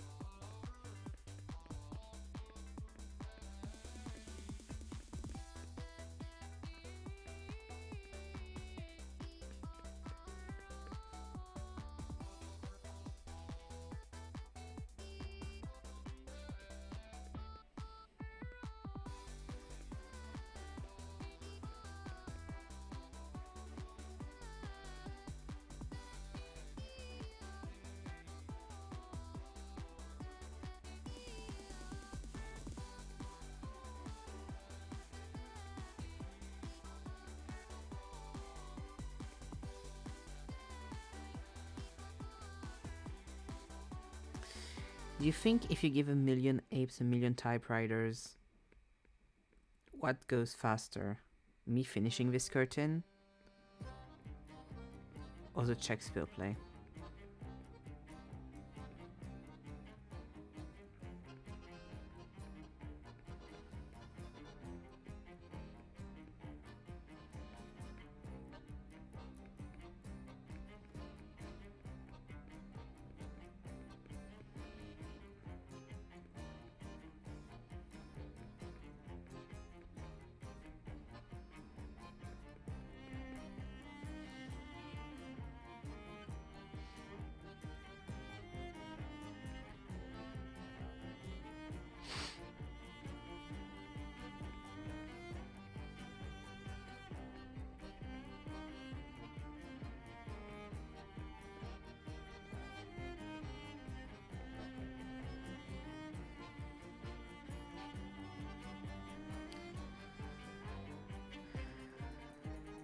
I don't know why that's in my brain, but you know, if it's here, I'm going to talk about it. I love when people explain shit and how theories and shit are like affected by the world that we live in, and how stuff are bigoted in certain ways. It's very satisfying for me to get like the explanation of the why or the how, and then helps me afterwards like see stuff like that and be like, oh, this is what this is, okay, cool, when it happens again. And an example I was thinking of just now of that is the myth that Shakespeare was actually a bunch of women. First of all, it's bullshit. It's not true. We have proof that Shakespeare existed and was a guy. That's fine. Second of all, that myth first has been reported to me by someone who was English and was taught Shakespearean stuff in English classes by his teacher, and the teacher really liked that theory and talked about it quite a bit and shit, and he explained to me like the whole thing and like why that could make sense and stuff, and was like, oh yeah, feminism, and I was like, oh, fun, feminism, you know, whatever. And I didn't think much about it. I was like, it's a fun little thing, whatever. I don't know much about Shakespearean literature, haven't studied it, whatever. And then I stumble across multiple videos of people explaining very clearly, one, that no, we have proof that like Shakespeare existed, and we know a lot, like it's been very much like recorded and everything, and that this myth doesn't come from like a little bit of like funky women, let's go. Because first of all, why would he be like a single man but like a bunch of women?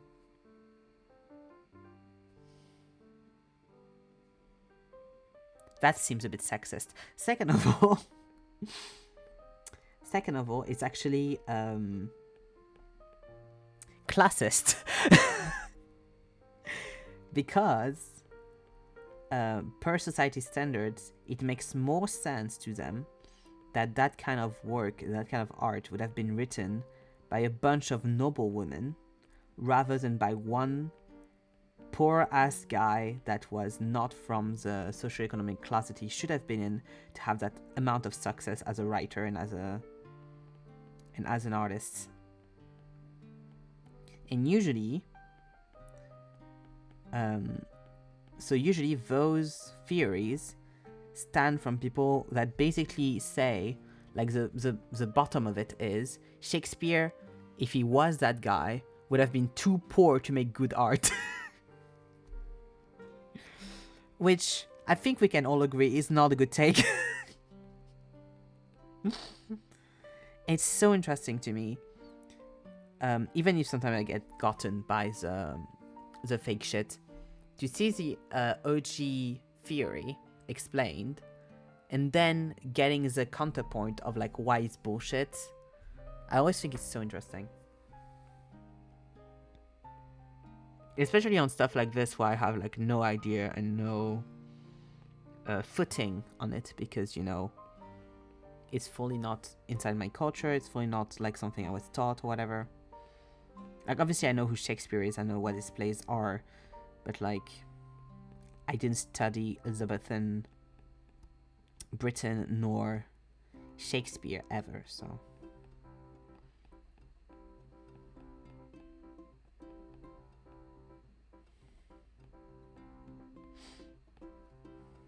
I know more Shakespeare quotes in French than in English, probably, so. It's interesting.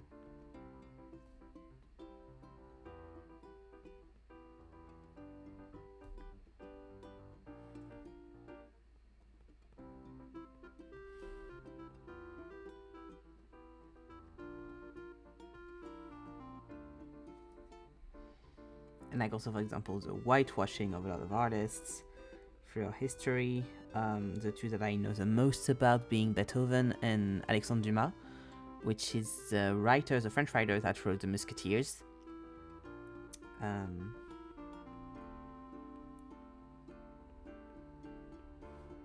Which are usually whitewashed.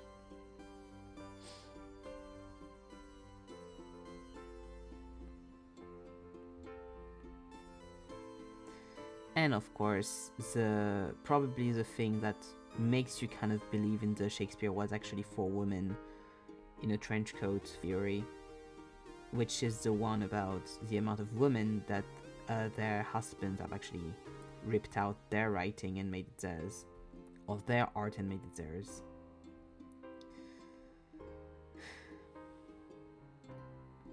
Which is also good to know about and learn.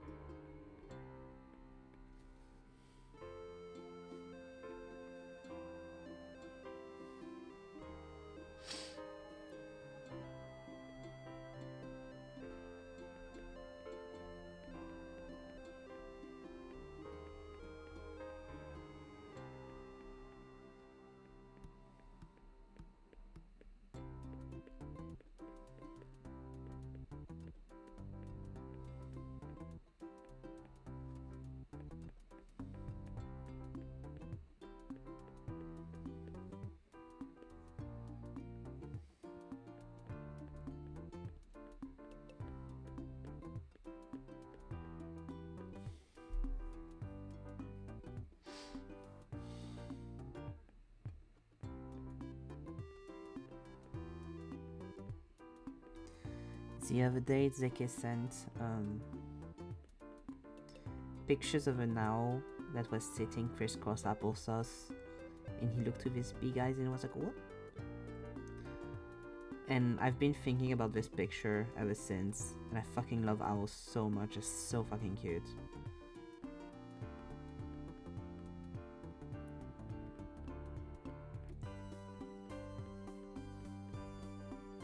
And I've also been getting, and I think it's an attack on myself personally, that they're not pets, that they cannot be domesticated and shouldn't be domesticated, and that makes me a little sad.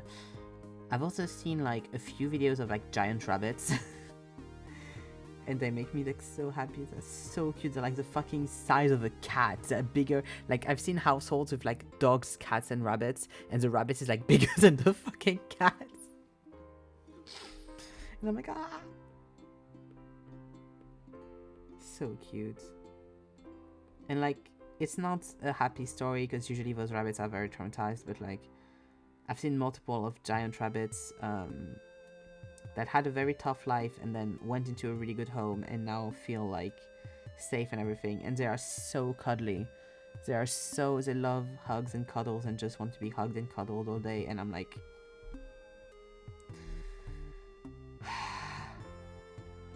gimme, gimme.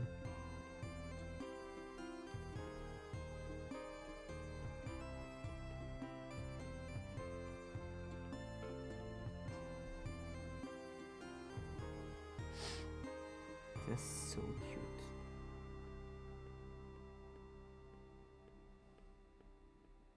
I wonder if having a rabbit would make me eat more vegetables. Because like, if I was just giving it to the rabbit anyway, I would probably do a little bit more for me as well.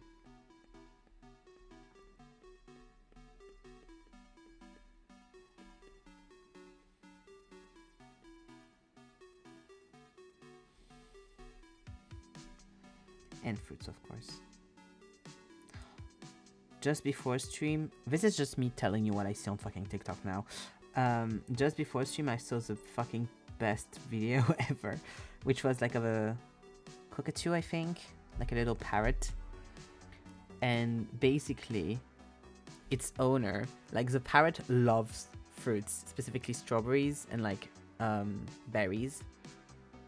And so what their owner has done is like they put like this plastic sheet on, you know, like on the table, and they put the berry inside of a bowl, like a translucent bowl. And so the parrot goes inside the bowl, like there's a little hole so that the parrot can go inside the hole. inside the bowl and eats the berry inside the bowl. And the reason why they do this is because the parrot just like goes like this the entire time while eating the strawberry, and it splashes red juice absolutely everywhere. And it's the best fucking thing because then the parrot looks like it committed a murder. There's fucking juice everywhere. It looks so bloody. It made me so happy. I was like, yeah, you go, little guy.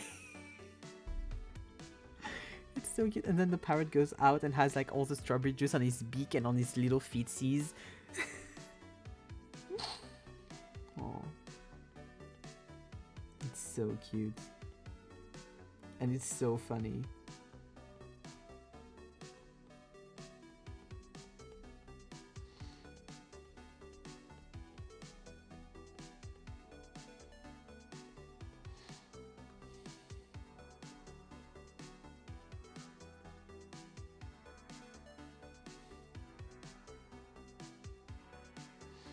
Happiest little murderer.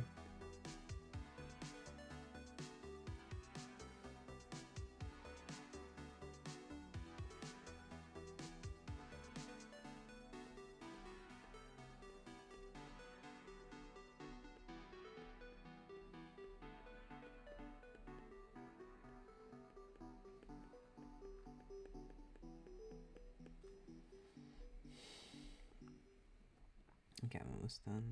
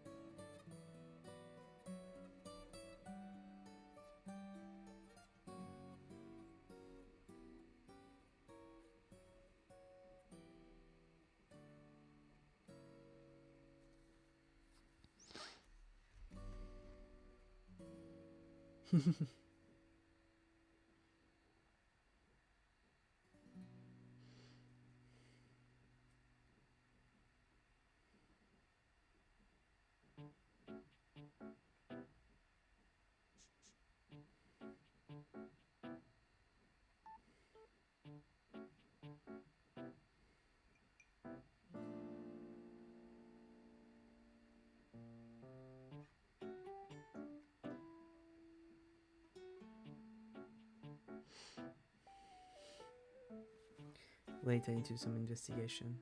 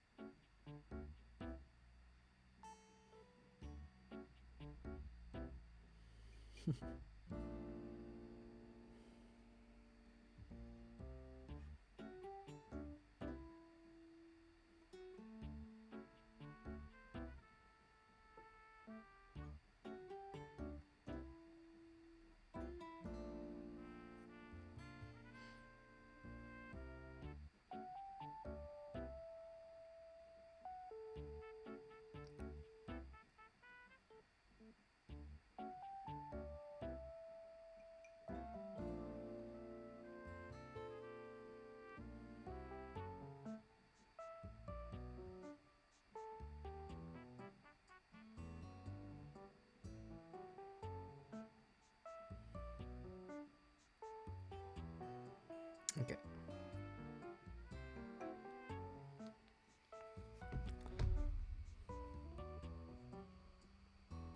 Sorry, I was checking if someone was gay.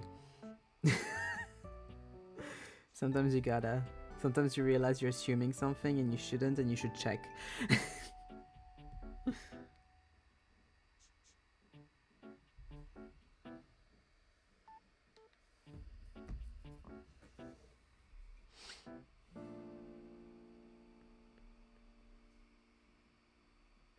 The answer is the person has not talked about that, so we don't know. I wouldn't be surprised, but also, let's not assume because someone's a certain way that they're gay.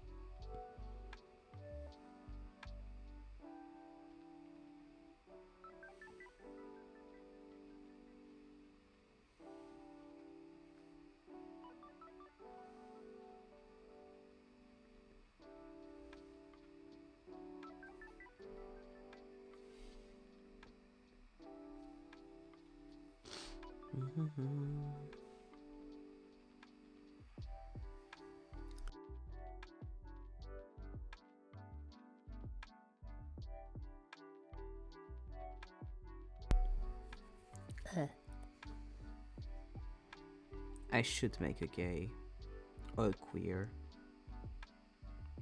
emote though.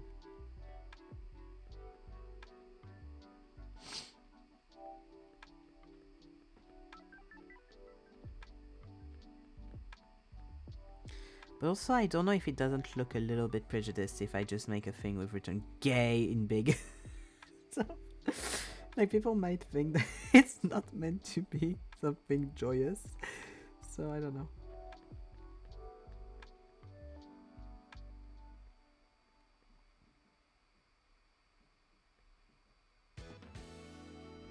Also, we already have the heart with all of the pride flags, so I don't know if that's really needed, honestly. I always love when someone like talks about queer stuff and then all the different pride hearts appear in chat, and I'm like, oh, so cute.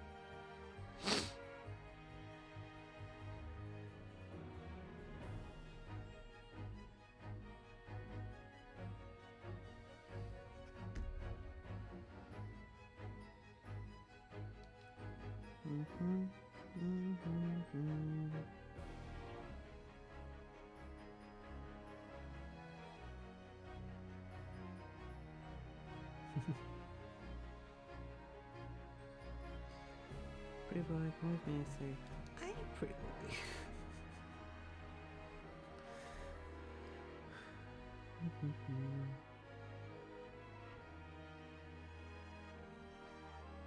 God, I was betrayed though, because the one person that I know for sure watches. I mean, I actually I don't know if she watched that many recently, but I know at the back in the days used to watch stuff on the VOD channel is Antoine, and I'm not in the top of the channels for their YouTube recap thingy, because I'm in mine. I'm in mine. If you look at my, like, they do a thing with like a lot of little bubbles, and you have like all the different channels, and I'm in the corner. Because I usually like have to check stuff on my VOD or look something, or like when I did the best of, I had to relook at a lot of clips and stuff. So I went on YouTube. Look at me, I'm here. In the midst of a lot of the channels, I'm nowhere near, like, it's nowhere near in my top, but I still have watched enough that I'm there. And I was like, oh, Also, like sometimes, like has watched a lot of the YouTube VODs and stuff. I wonder if I'm in there. I'm not. Fake fan. Crying. So disappointed. So disappointed in him.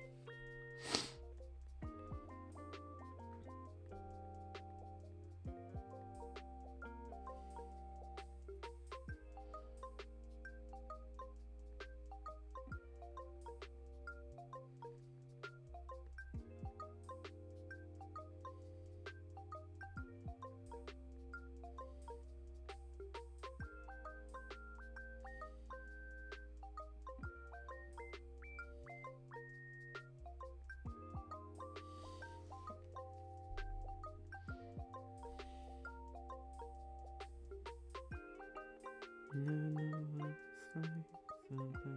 it's just like ice.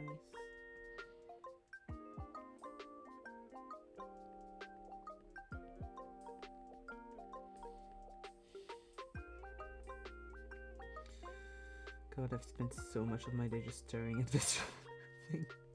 I had dreams, aspirations, plans for the future, and I just stared at the beads curtain.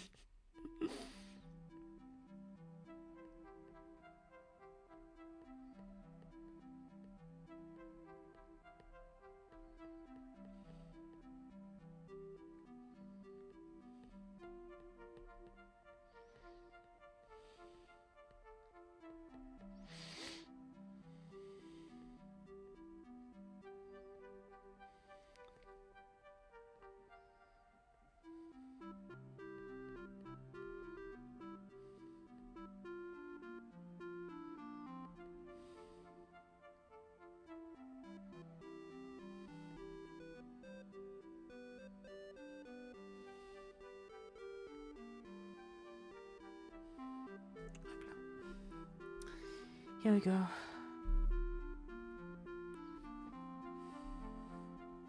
Yippee. Okay. I have the posters and I have this.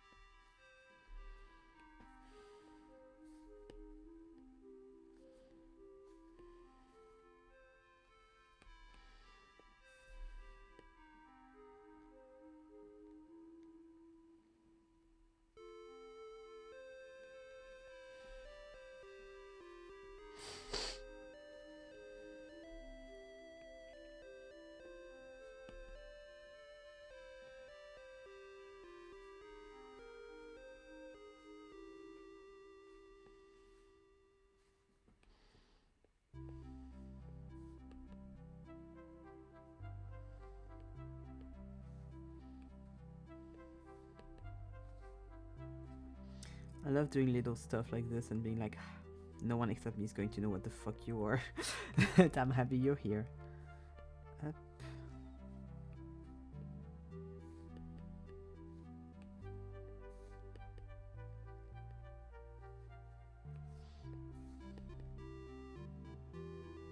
Up.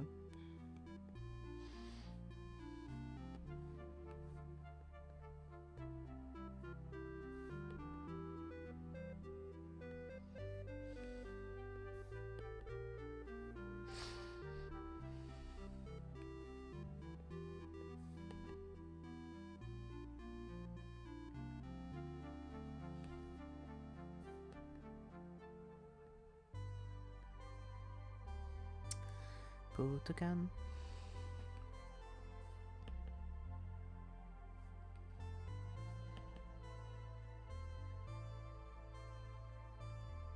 The Wii, of course.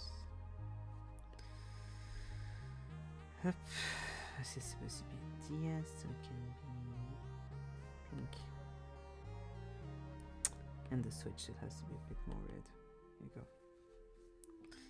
But here it has to be a bit orange. There you go. And then Link.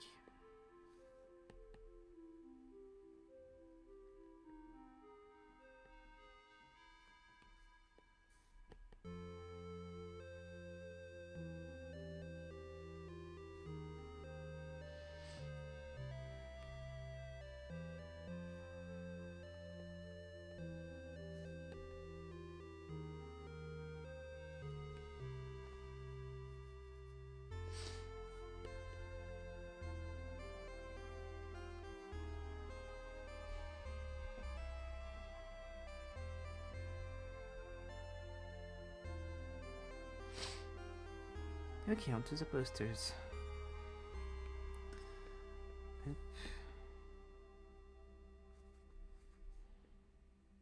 Oh, I wanted to do this as well, true. Here you go.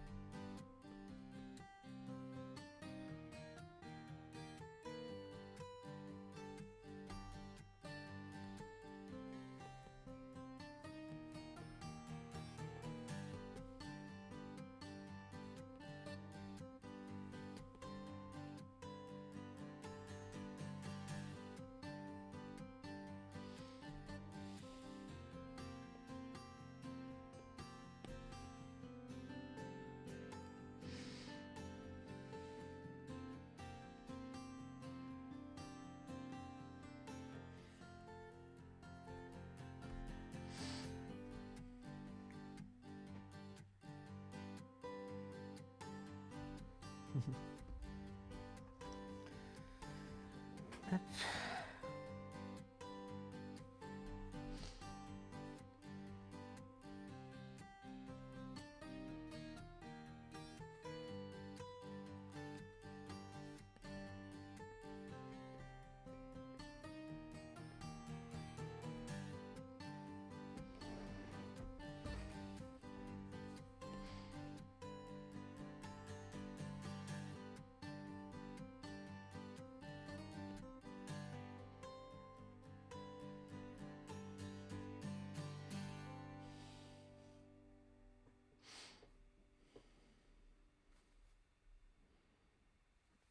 Oh.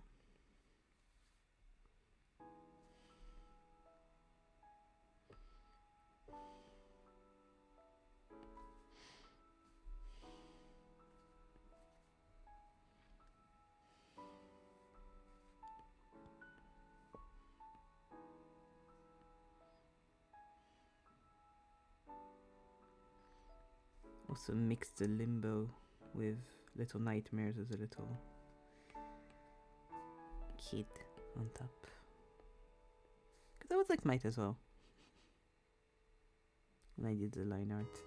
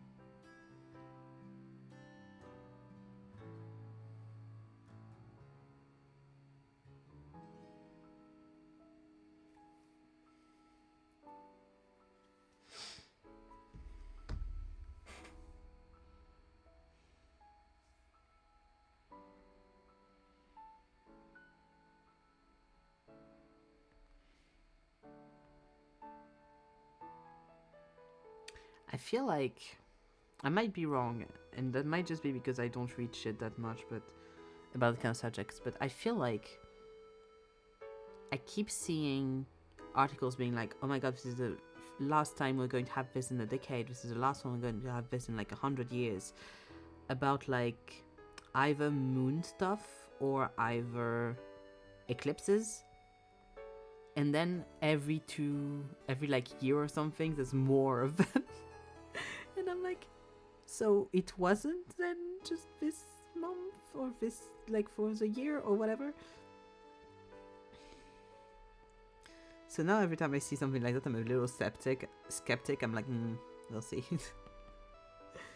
I know they're usually exaggerating, or it's just similar phenomenons that like then do that, or like it's like in general areas of the world. Like I know a lot of eclipses have not been here, for example, or like the different kinds of eclipses, and so I'm just like, but what if, you know, what if it wasn't though? And this is making me more of a skeptic towards science than I wish I was.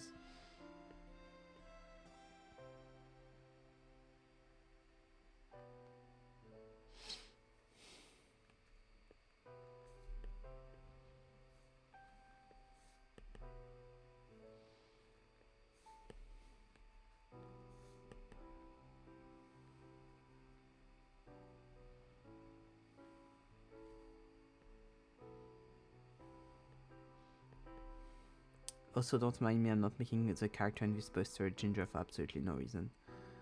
I have no reason behind this move, I have no reason behind this, I'm not doing this for any particular reason. Not having fun about this.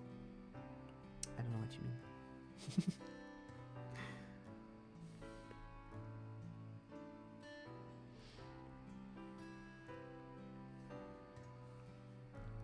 Thank you, Nan. Thank you, thank you.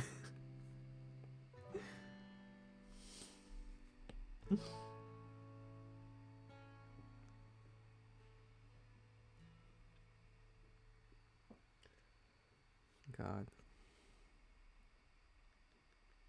I don't know how I could make that one more like efficient without it just being written redhead alert in big. Honestly. Kind of looks like my character in FF, like the bunny boy I did in FF14. Somehow. Just like the hair.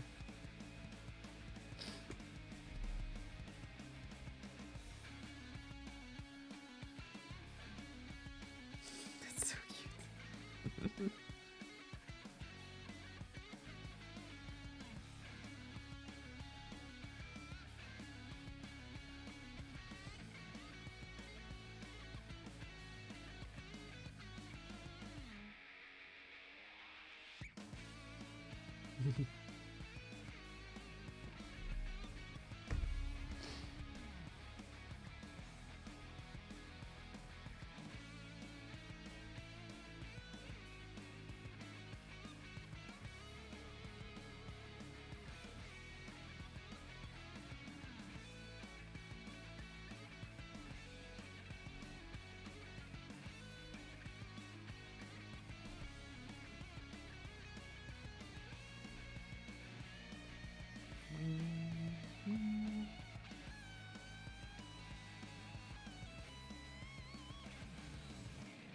That theme is so fun.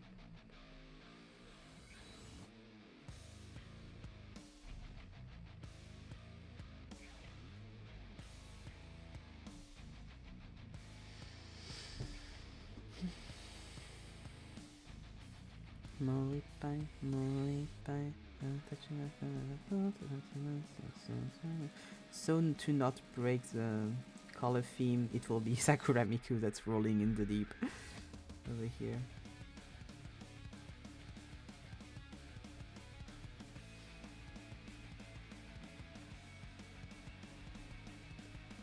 When you think about it, League of Legends kind of stole from Vocaloid in that regards. Pink Kudayo. with having like very different skins, like to the point where they're almost not recognizable, or not recognizable at all in the illustrations if you don't know it's them. That was a Vocaloid thing first.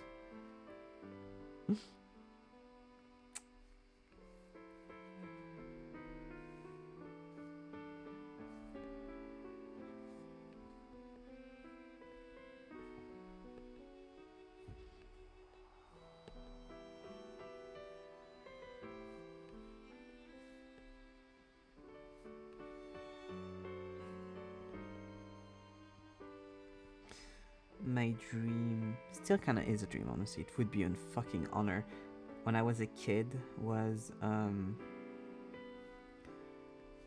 to be an illustrator for Vocaloid music videos. Because the way they do their videos, they don't make they animate them, right? But they're not really animations. There are a lot more illustrations that are then like put into different editing programs to make them animate, but they're not animations per se, or like have very limited animations on them. Most of it, some are fully animated, don't get me wrong, not all of them, but some are. But a lot of them are not. A lot of them are just illustrations because it's cheaper to do, it's quicker to do. Lots of reasons, right? And like as a kid, and still today, like I said, low key still today, high key still today, actually. I still would like fucking love to do illustrations for one of those.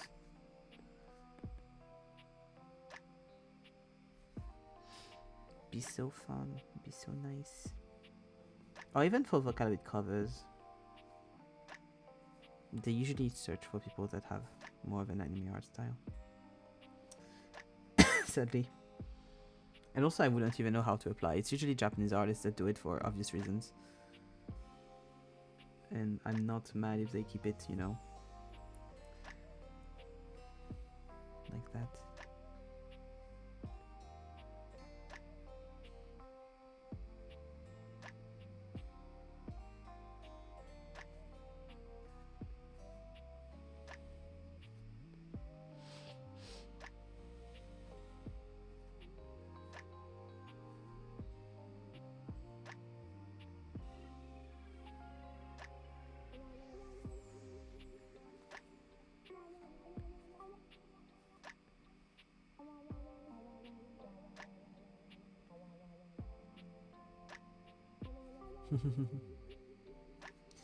Something that was very funny when I was at Helen's place is when we watched The Summer Hikaru Died, some of the subtitles, because it was a series that has gotten like, that was taken by Netflix,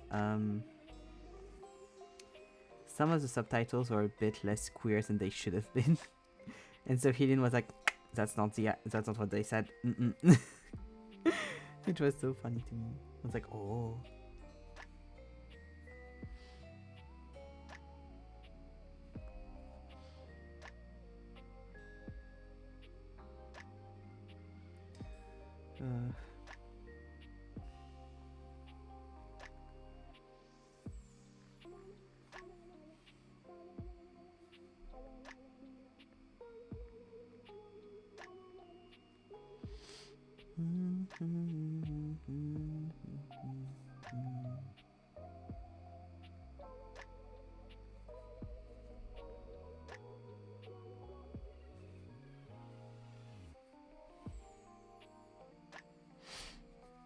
Should do some yellow up there actually.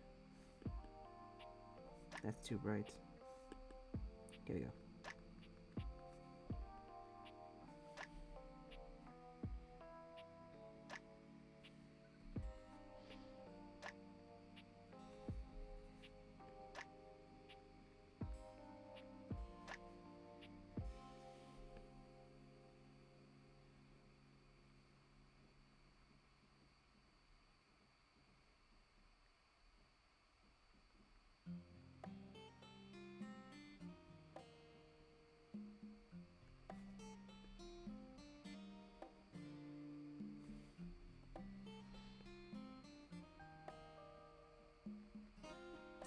I've seen the other day I saw someone that used what is it called again?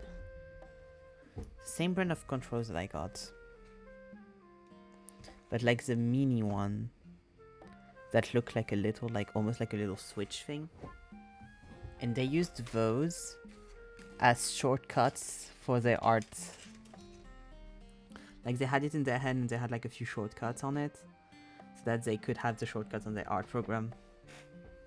And I think that's so fucking smart, because stuff especially that people use for art programs usually are so much more expensive, and they were like, you don't really need that many buttons and like usually as shortcuts for that kind of thing, for even for Procreate or whatever. So I just used this instead and it's really cheap. And I was like, what?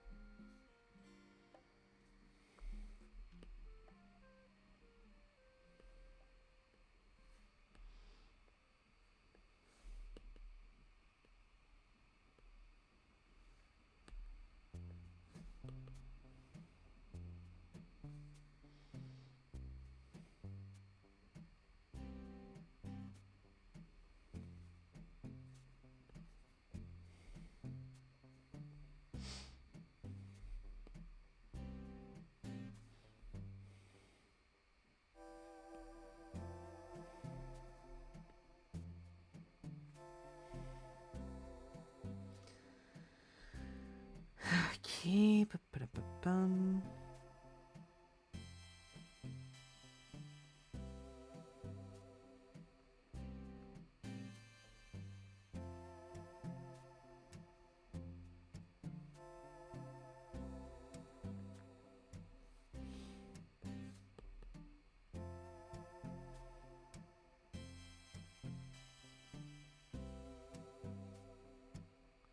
I feel like the colors not being what they should be makes it even harder to find some of those posters.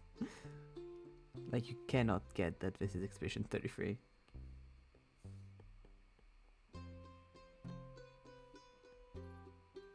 Or you cannot get that just behind it it's Lara Croft. I feel like the Miku one is okay because it's like the whole like same pose and stuff. Like if you know the Persona poster, I feel like you can guess it. Also, I've written fucking Persona on it, but some of them I'm like, that's not recognizable anymore.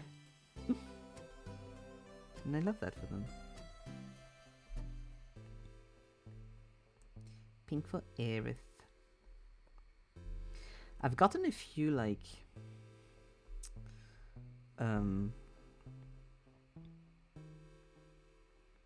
FF7, Final Fantasy 7,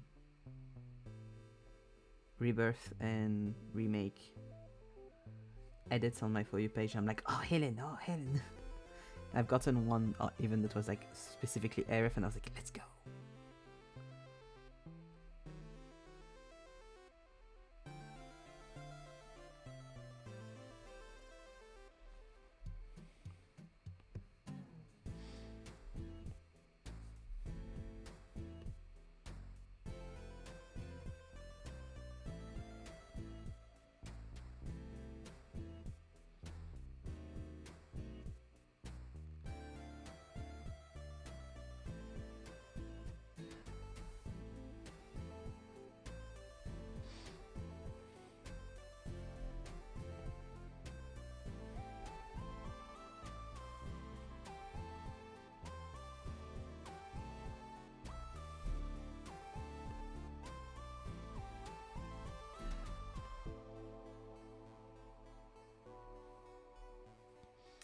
Something that makes me laugh a lot is whenever, like, in Ace Attorney, when there's a mini game, Zeke absolutely loves it, goes feral for it. It's like, oh my god, mini game, let's go.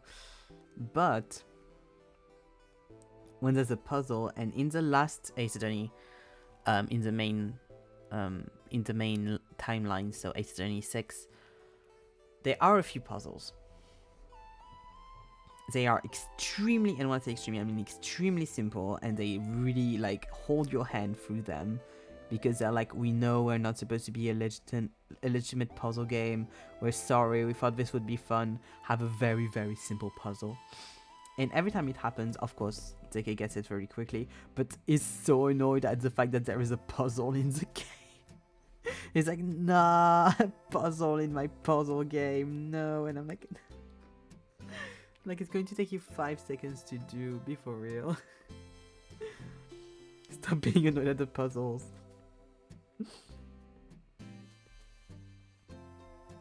But when there's a minigame, even if it's the worst minigame of the entire year, of the entire like franchise, it's like, yeah, minigame. Which is very funny for me.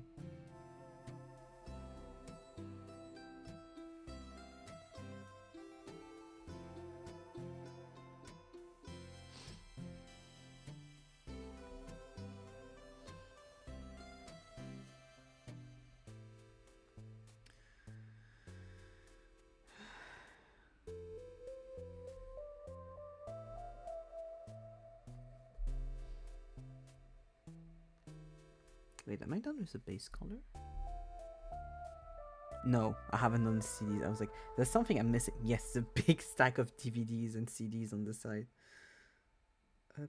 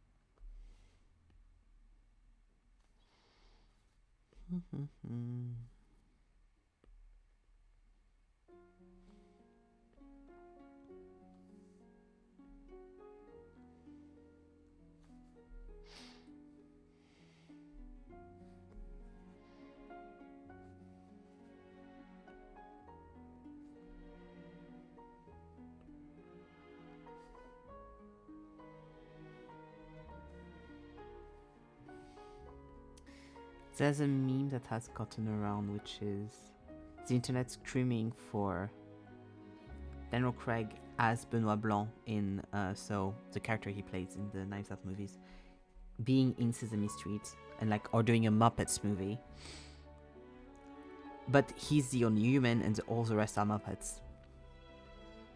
And Sesame Street has now done an episode with Benoit Blanc as a puppet, having like a day in Sesame Street, whatever. It's really cute. It's really sweet. We saw Daniel Craig reacted to it and stuff. It was so cute.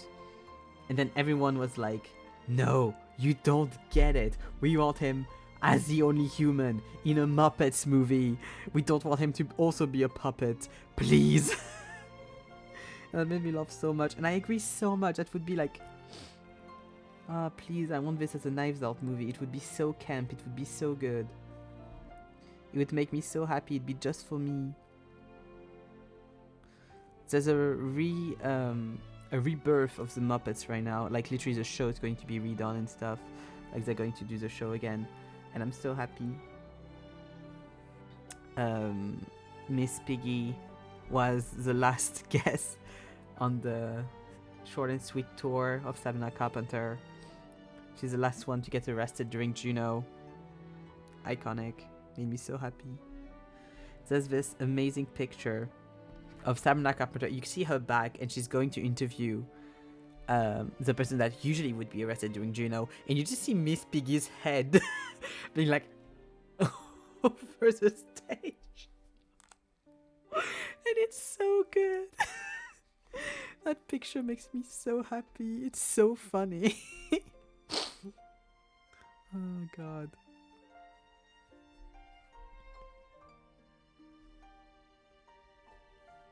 It brings me so much joy.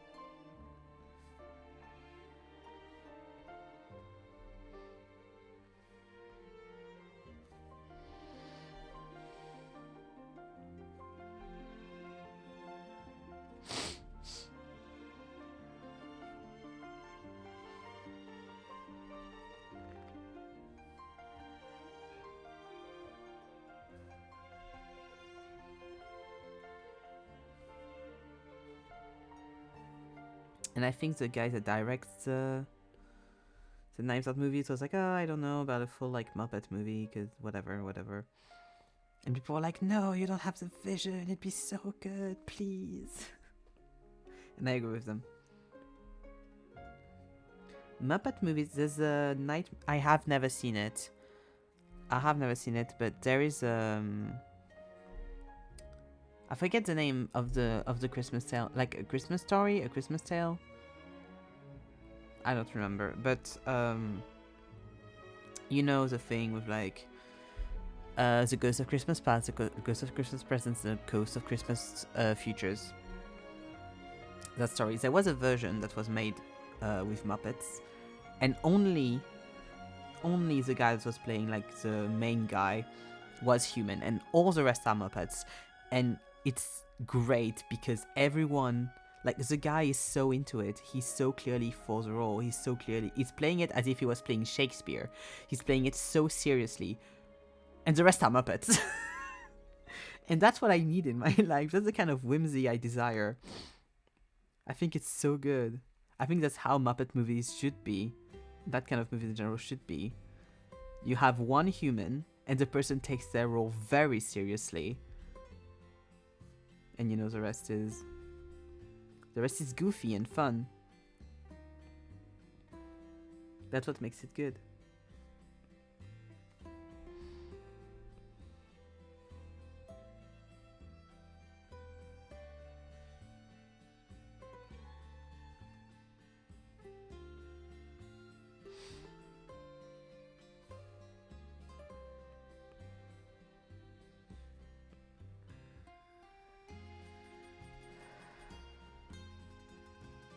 I'm realizing this is all very lesbian flag.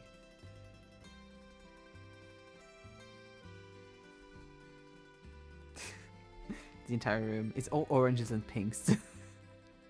That wasn't on purpose, but it fits, you know.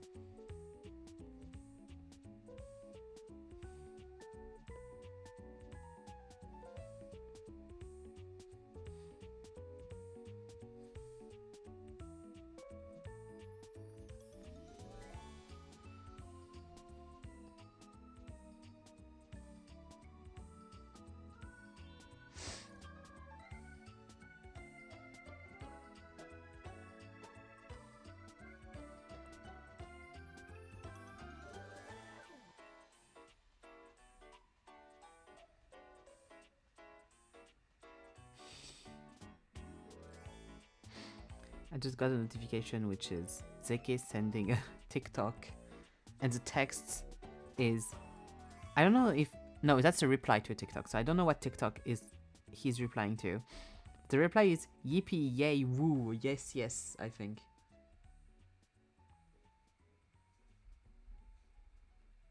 No, it's yippee yay yay wow, and then yes all caps with fire,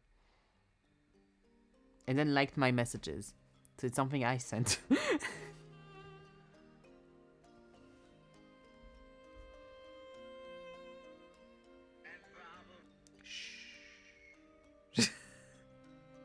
I love to shush my TikTok when I don't want it to make sound. I'm like, shh, it's okay.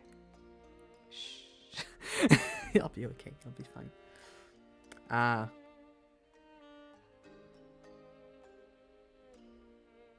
The yes is to something I sent. The yippee yay yay wow is to something else. It's to a dog in a baby swinging thing. And then dadom to the bird eating a berry and making a bloody mess. Great. Peak content.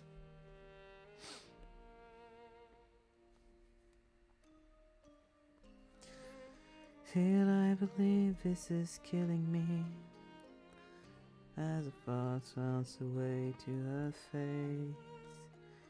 I think I could be a movie star if I could get out of this place. Okay. Maybe the yellow.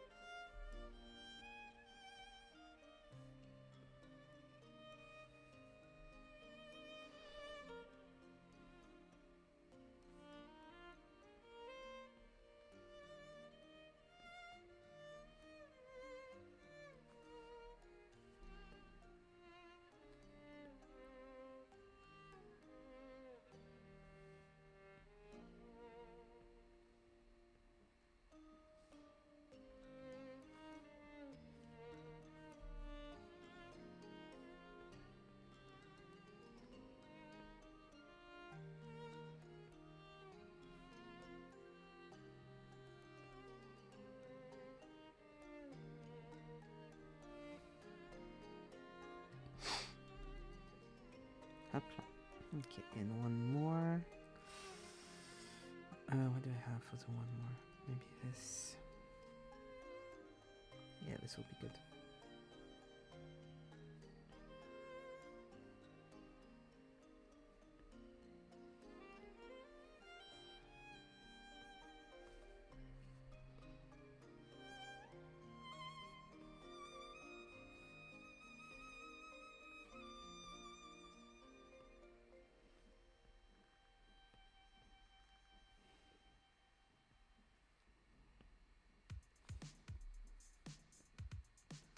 Dum dum. Dum dum. Pling.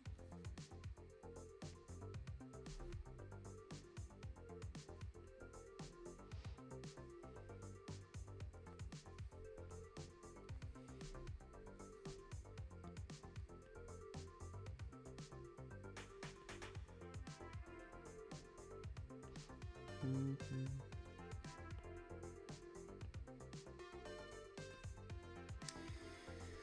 Here we go. Base color on everything. Done. I'll just need to do the shadows. Ugh. And the lights, of course.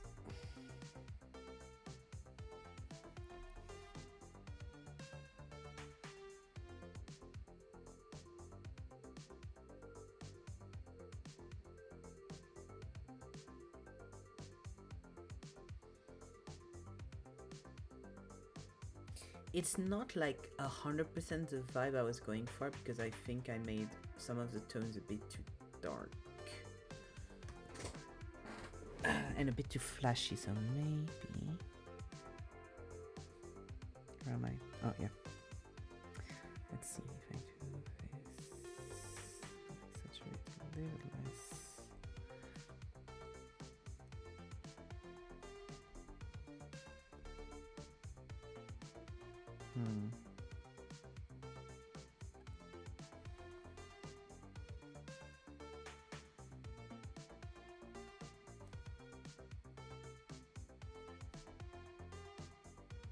Maybe that's a bit nicer. Let's see. Which one do I like more? That's more the vibes I was going for. But I think I like this a little more. I see it's kind of just the same room depending on the lighting. This is more like orange bulbs and this is more light bulbs.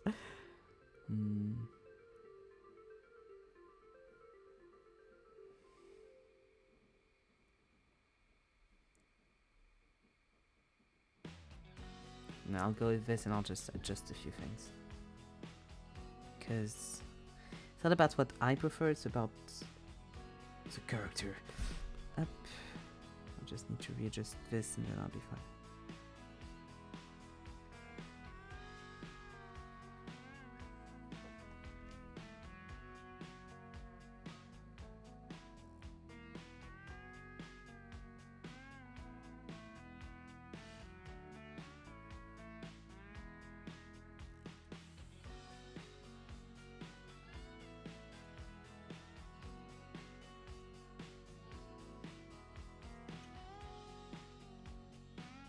My god, wait.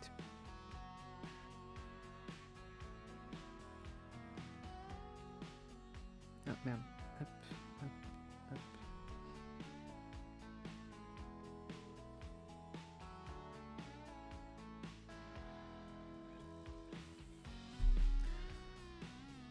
Putain.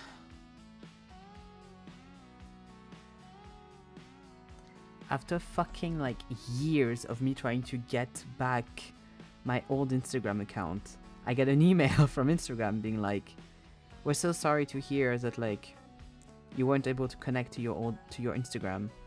Here is like, which by the way is the last time I tried to do this. That was so long ago. To reinitiate your password, go there. So I click on it. It asks me for the one thing that is the reason why I can't connect to my old Instagram account, which is that I put in a second like a verification thing, you know, like an app where you need to go in and it gives you a code. And the thing is, I got a new phone in between too, and because I had a new phone, the app wasn't connected to my Instagram anymore. So the double notification factor I couldn't use anymore. And I don't have the codes that it gives you to be like, oh, if you can't go into the app, use one of those codes. I don't have those. So I'm eternally logged out.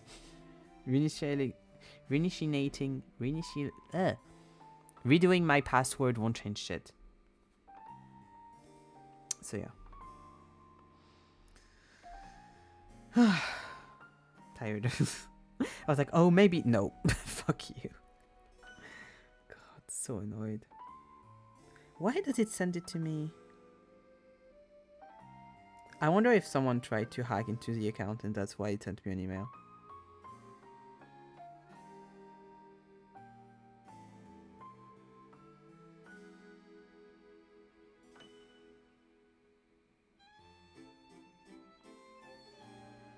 But whatever.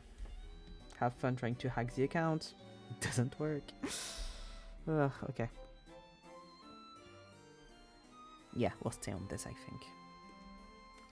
I'm happy with that. And then with the shadows and stuff, it'll look less bright, which is what we'll need.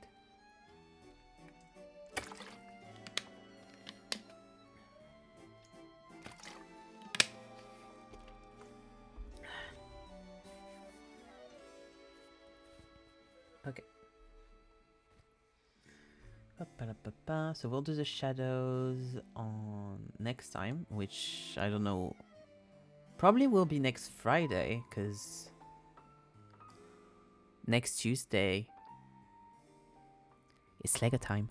So it's not going to be next Tuesday. So next Friday we'll continue on this. Maybe I'll see. I'll see how I feel after Legos. I see how I'll feel later in the week. Because maybe I'll skip Escape Simulator and I'll put art instead.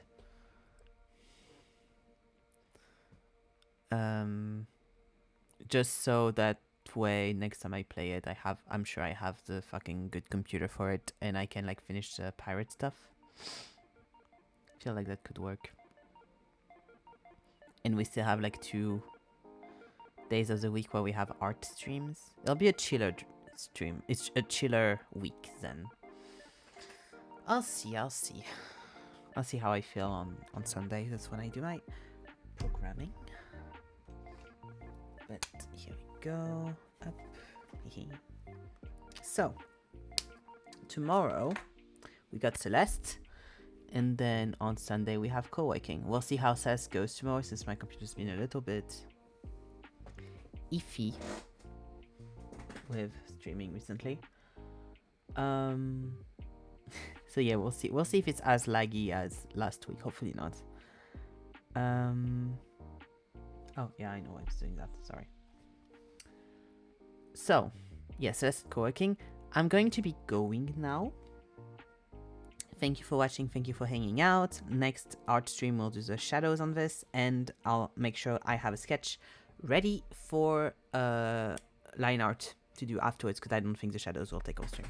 But yeah, bye bye, and I'll see you tomorrow for Celeste. Bye bye.